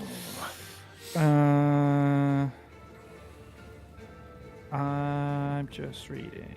Thereafter, while the spell persists, do I have to wait for it to dissipate at the end of my turn before I can put it? Yeah, that's what it reads like. Okay, that's fine. Bonus action? No. Oh, no. Oh, you know what? I am going to go for a bonus action. Yeah. Because I can bonus action Sacred Flame cantrip. Nice. Twice per day. Can I get a dex save, please, from the flying one? Oh, the flying one's pretty dexy. Yeah, Oh, that's a 13. Meets it, beats it. He lives to fly another day. Just about cool. As Sacred Flame cantrip goes out, doesn't hold. It would have been funny though. It would have been funny if he's on very low HP. Thorn, one Dragonborn down, one Dragonborn to go. I don't think I could reach that other one from where I'm standing, could I? Yeah, you would be able to, because he would take the place of the one that's there. They're both trying to push through this door hole, so he's just going to move into the space where his mate's body was. Fine, if it's about this time, though. Yeah. Not so good. 8. 8 misses this time. You swing. He's aware of the tactic. A swing and a miss. As he's going to try and break your roll. Oh, he does. Big push, and you feel the box try to scoot away as this one gives it everything with his shoulder to try and break the barricade. So your strength check is broken on his go. Gimba. Oh, you can only do 1, so he's still held. Yeah. So your strength check still hold. I can't break 2 with 1 roll, so you're still held. There's 1 up top. There's 1 over if you've got a way of thorning it, but I don't know what you have available to you. Can I try and acrobatically jump on top up to where that one is? Yeah. Or is he literally just flying? No. He's like perched up on that thing. He doesn't want to fly. It's tiring. Yeah, you should be able to get that. It's only 10 foot, right? So give me like a DC 10 acrobatics check. That's 15. 15, easy. You jump off the side, clamber up, and get yourself right next to this mofo. That's a 23 to hit. That's going to hit. This guy is not looking good. What's the damage, boy? He gonna die. That's 4 bludgeoning. 4 bludgeoning is enough. He was really on death's door. I said you punch kobold to death. Another one bites the dust. As you're up on here now, you can see that you can see over the wall. You can see there's this one dragonborn pushing. The other ones are getting hammered with the arrows here. As you can see that they're losing faith in this attack here. Yeah, that'll be me for now. Nice. Moving back down, or you want to stay there? Yeah, I'll stay there. Nice. Willow, you are up. Peril, then Zilna. You need to just keep this barricade held to the end of this round. So if you give me a Could I strength do check. Yeah. Yeah, just strength. Yeah. Oh, it's only a 7. 7. It will be. I just need something to keep it steady. This guy broke one before, but didn't break both, so it's fine. Of course, you take the place of Gimbar, just wedge straight in there.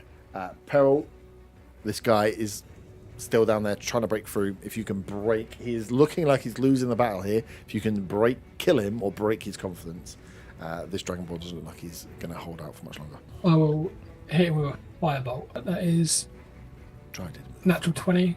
That's 25. Well, that hurt me. Why did I make that comment? Give me And damage. that is... Oh, you kidding? 5 damage. Oh no, not 5 damage. What else am I doing? Nice. Sweet as you fight down as this guy's getting rained on from above with fire, trying to get swung in the head with an axe. As Zilna, you will be able to complete the complete enough of the casting of Mending here with 1 dragon left, with 7 life at the end of this round. This guy he's not going to hold on. He knows his time is up as the guards have kind of run through enough winged kobolds here that this push attack, they're retreating back here. The Dragonborn see that it's not happening. If someone wanted to take a flying attack at this guy just to clear him as he's going, we'd even say a firebolt might even hit him. As this Dragonborn gives up, the barricade holds, and Zilna, you can complete your casting of Mending to keep this gate in, as you have protected the keep from their attackers that were going to get in. They did not break the barricade, and the wind kobolds were dispatched quite quickly. A couple of nat 20s in there, which were not so fun for me. I didn't get a lot of pack tactics. I will say, for staying up there, though, I am going to take 2 attacks at Gimbar for trying to be a smart ass and not getting down off the wall. One of them was a nat 20. So you take 8 points of piercing damage as you get a load of kobold spears thrown at you, being a nice visible presence up here on this. I will use reaction to deflect that. Fucking don't reflect. Oh, we're onto this level of Run out of reaction. this era. 8 damage reduced. How much damage does it? Deflect 25. is the new adamantine armor. Just deflect that. Just attack him every time so he runs out of reaction. I will fess up now. I've just been pointed out by Hayward. When it's redirecting the attack, there is a save to it. You fucking cheat straight away. You and Hatter fucking Mechanically 10 out of cheeky. 10 fucking cheating all day. I remembered it last time, like in the first session. This session, no. But I think the only times I've redeflected this time is when they've been grappled, so I don't know if grappled would affect. I think every time you Attack read the as well, haven't you missed? I know you were trying to attack him. You missed enough attacks with people being held. I'll let you Yeah, off. but yeah, so just to make you aware, I have been mechanically cheeky. 10 out of 10. Why I did wonder why it was so break a freaking habit of powerful. lifetime? I was like, what? Every time you can just like reflect that back and it does more damage. That seems absolutely wild. I use it as a focus point, but yes, there is a save to it. Shits. But you know, Absolute carry shits. on as I've obviously finished, right? Yeah, it's fine. It's fine. Do you say you threw 2 spears at me? It would have just been a volley of spears. I rolled 2. I just rolled an Oh, advantage. okay. I just rolled an advantage. Nice. As yeah, the siege against the Sally Boy, the front gate. You've held off. Zilna, you complete the casting of Mending. The gate, the side wall, the Sally Port is mended to the point where you've just like fused that door shut. That Sally Port is no longer a Sally Port. It's just fused up wall now. The front gate still is intact. They had no rams or anything to try and get through. This front gate is solid oak. And as you guys move back into the keep, the palisade, the portcullis is dropped fully down now, locking you all inside this keep now. It's like, this is it. This is you are inside this keep now. There is no way out through that front door. You've locked yourself and kept the people inside safe. I don't like this music. It doesn't give enough. I'm going to leave combat music on even in the combat. Because it's still thundery. There's still the threat of this in a dragon. dangerous environment. You're I'd like still to in a think. dangerous environment. We're still under siege. As Some of the guards have to go back, trying to refill arrows, sharing out what they've got left. They were trying to, again, keep them at bay. There was a few that took some damage, but actually their protection here from the ground is pretty good. Their fear is obviously what's coming from above. As you can see, they heal up, they send out some more stuff, the guards get back to it. Christopher Silverbrook comes down to thank you guys. That would be like all of that happening through another hour being there. So you've taken another hour into the night. So it was kind of like 8, 9 o'clock when you got here. You're getting into like 10, 11 o'clock now. Is there any possibility of a short rest? Yes. So as he... long one's going to be a long one. You could take a long rest if you want to sit in and hope you don't get attacked by something. The chances of it being disrupted probably quite high. There be a dragon above. So as he comes down to thank you, you see it's in there. He was explaining what to do next. But if you want to take an hour to take a short rest, you can do that. Just the siege will continue. So other things that happen at the moment will roll on, regardless of you going out. So any hour you take out for a short rest is an hour that civilians might die, buildings might get burned down, stuff might lost, leads might disappear. But if you need to take one, because dying obviously means you die. So yeah, up to you guys. In this next hour, would you like to take a short rest? I will be taking a short rest. Yeah, I need You to. kind of need to all I'm very agree to fucked. take one. Yeah, cool. Well, I can't really do anything without my blade song Yep. because I don't have any offensive spells other than ones that use a sword, and I've got 12 AC without blade song. Defend offensive. I found it all offensive. So yeah, if somebody can do it, you might as well all take it.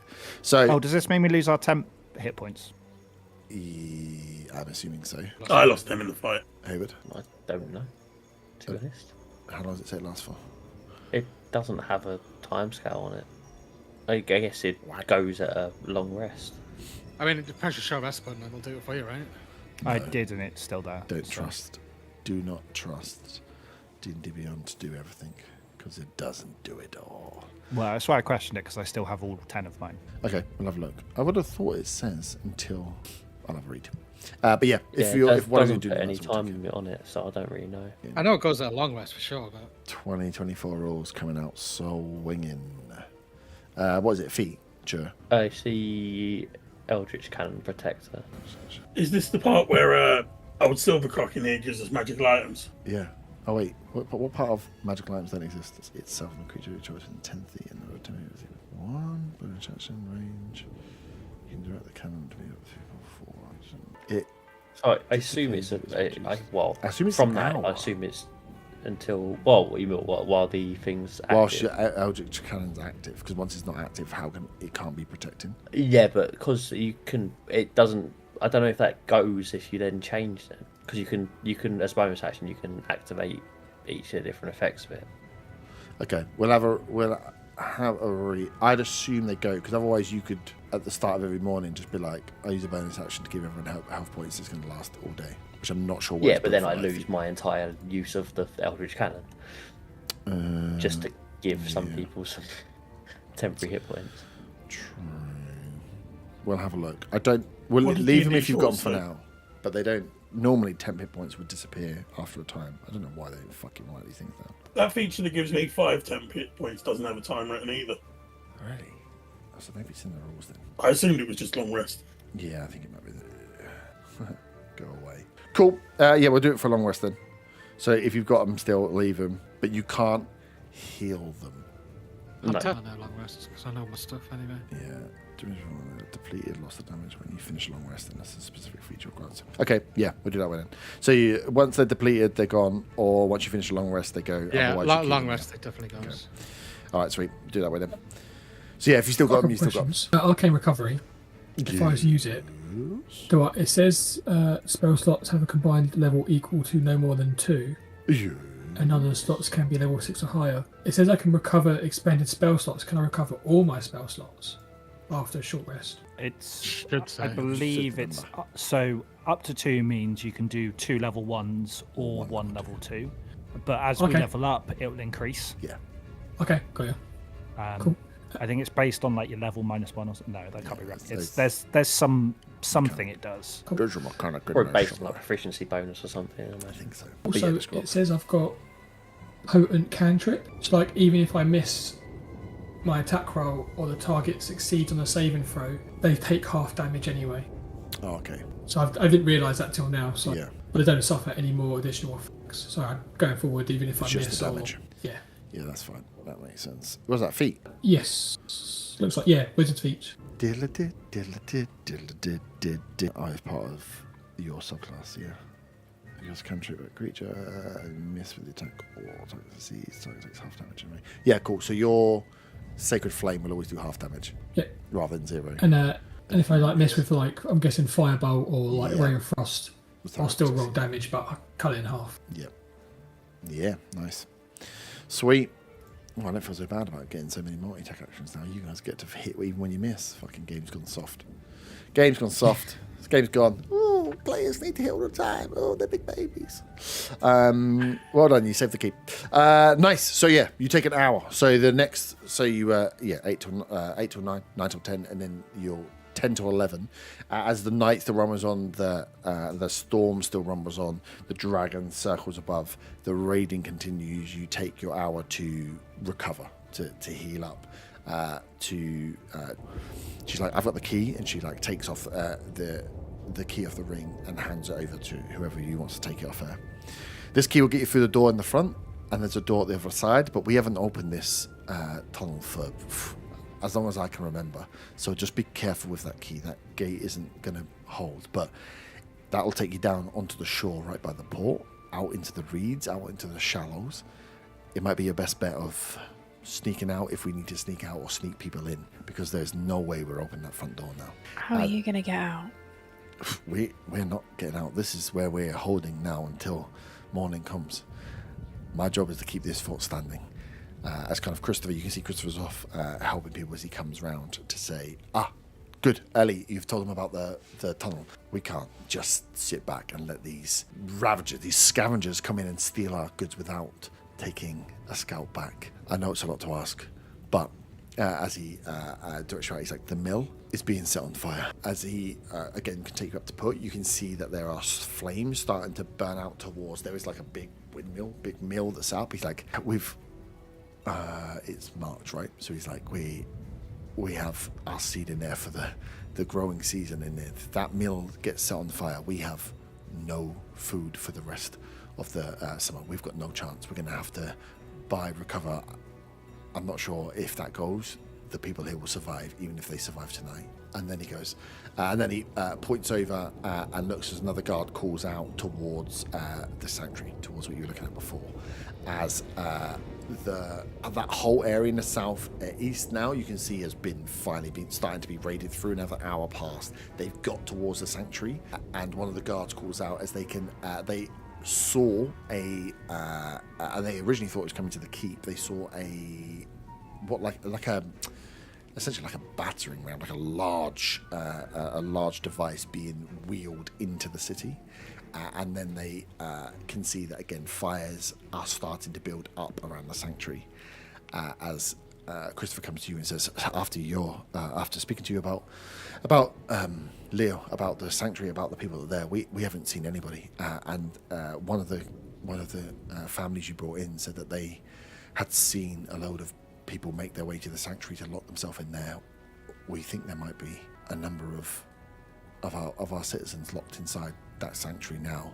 And as you look up towards, and he said, and I think they're being sieged. I know you've just turned up, and it's a lot to ask. And I promise we will we'll pay you well. We know how the Kingsguard work.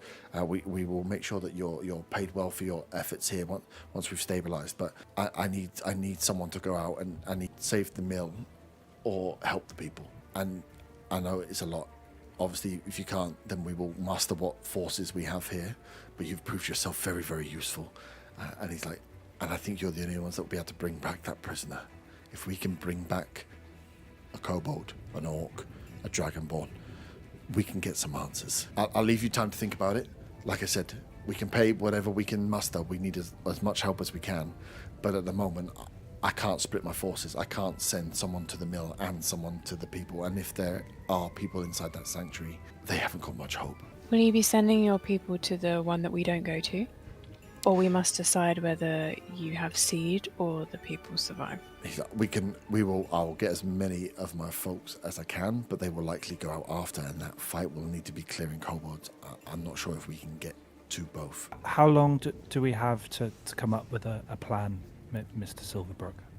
He says, look, I would say think about it, but maybe for minutes. If they are setting, he said, we can see that they're setting fire to both the mill and there is smoke coming from the sanctuary at the moment. So either way, it doesn't seem like it's going to be long before they either break through or they burn these places down. Seed can be replaced, but human life cannot. Yes, but human life will perish if seed isn't due out also. But Above the it can table be- here, is he essentially saying we go to one, they go to another? He's saying Is he you saying go to one, we've they'll got to make try a and go choice? to the other, but Right. as you look around, I mean, even as passive insight, you've seen these guys. They used everything they had.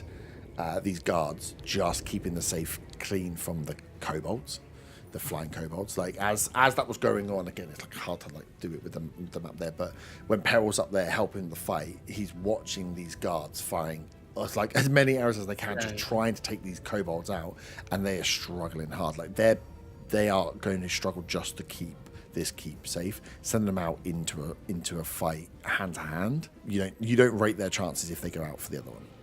We've essentially got to make a decision whether we save the seed or the sanctuary. Yeah.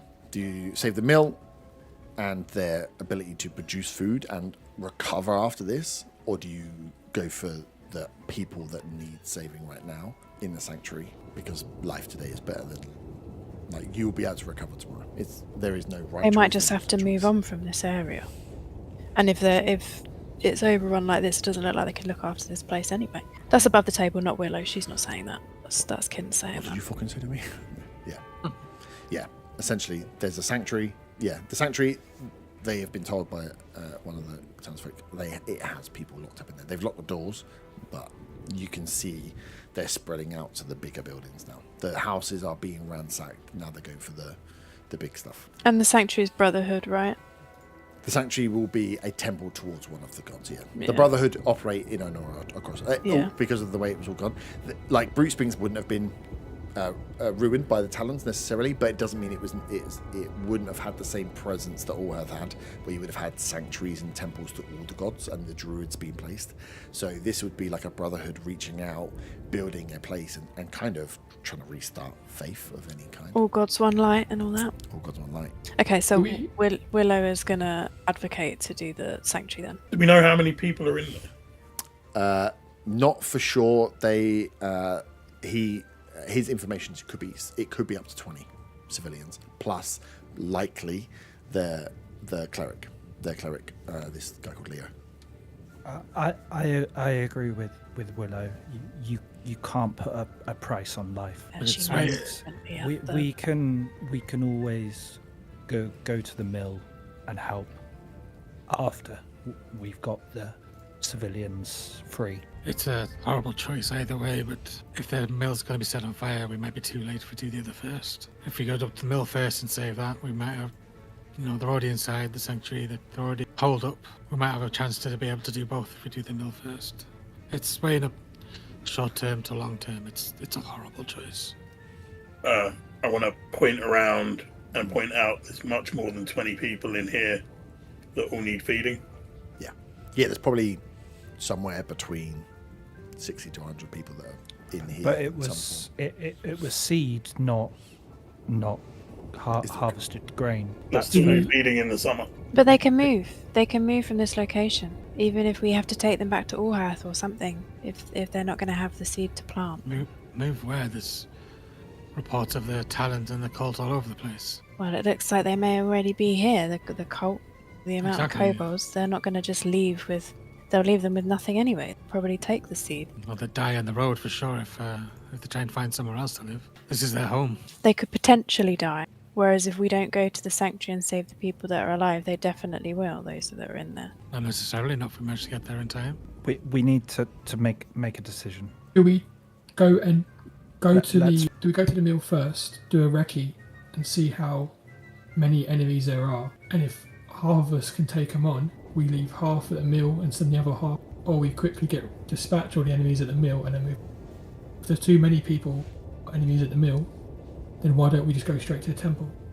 Why don't we see what we're up against before? Never split the party, lad. Mr. Silverbrook, this is your town, your people. If you were to lose all the seed, do you think any would survive the forthcoming future? We would need from our own growth, from our own abilities. No, he kind of leans in a little bit as he ran. He's like, my fear would be we would be relying on charity. We have been raided. We will be left with very little gold, very little of anything of worth to trade for food for seed. If we cannot grow it ourselves, then my fear is we'd slowly starve. So it would come down to charity. If there was some way of guaranteeing we could get some crop after, then like I say, I'm with you. Save the people now. But if the Talons are really pushing and there is something much larger on the horizon, how much can we rely on the rest of Onora? And your ability to relocate should the seed be lost? And he kind of just like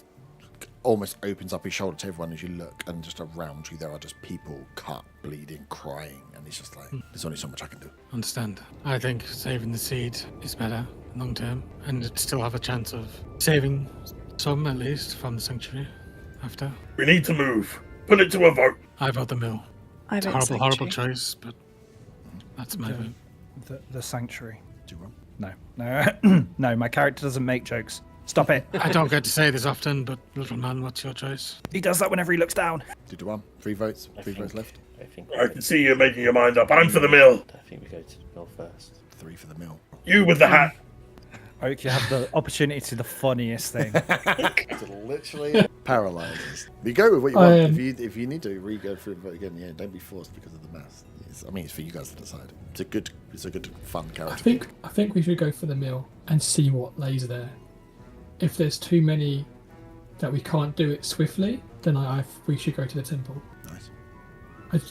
We need to see what we're dealing with before we make the Vote is cast. So yeah, Christopher kind of looks to you all and says, the mill it is. So if we can clear out the tunnel, get you through, you've got the key for Melly, get out, sneak through the reeds, you should, with a bit of luck, be able to make it to the mill without encountering anyone across the town.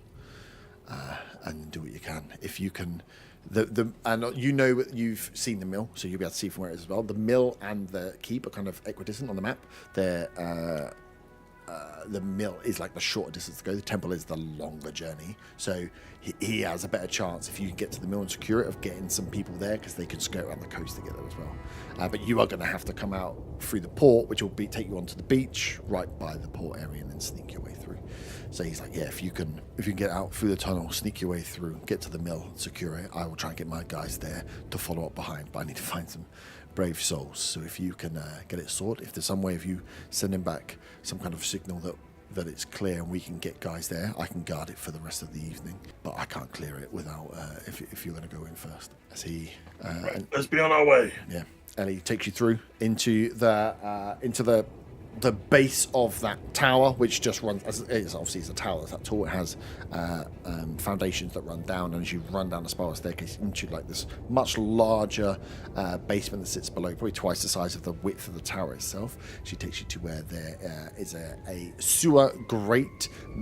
Shunt some boxes out of the way. It takes you a couple of minutes to do so, as she can unlock, gives you the key and says this key will unlock the other end of the sewer tunnel here. As you guys will get ready to climb your way into the sewer, sneak your way out of the keep, but we can pick that up next week, as you will be trying to get out quietly, sneak through the town quietly, and there's a chance that you could run in, depending on how well that goes, run into the raiders that are still in the city as you make your way towards the mill. So we'll pick up the mill next week. Gotta rank that printer up, baby, because we've got a mill to print. Does this mean Willow's now an oathbreaker? No, because I stood by my She oath stood of by her, devotion. yeah. And there's still time to work. It's good. I like the moral dilemmas. Yeah, I mean, either way, you're saving people. There's Yeah. no wrong choice there. Exactly. Well, it is the Brotherhood Sanctuary that I would have been buoying off if I didn't. So, Boy, you feeds Oh, into yeah. it, really. None of the rest of us care about that. It's fine because if we survive, Merrin is going to donate his share to New Seed. Well, he was going to. That's what he was going to do. That's what I was going to do. You are going to hopefully save the seed. You could He die. was going to lay. No. We'll find out But Next we're not time. doing that You anymore. might not even get out of the I sewer. will remember that when it comes time to pay you from the King's Guard. No. And on This that was, this bombshell. was an over-the-table conversation. You can tell because I'm not stammering. Wicked. Because Right. I can't do voices, so I stammer for my voice. Next time, we sneak out of the keep and try and save the mill.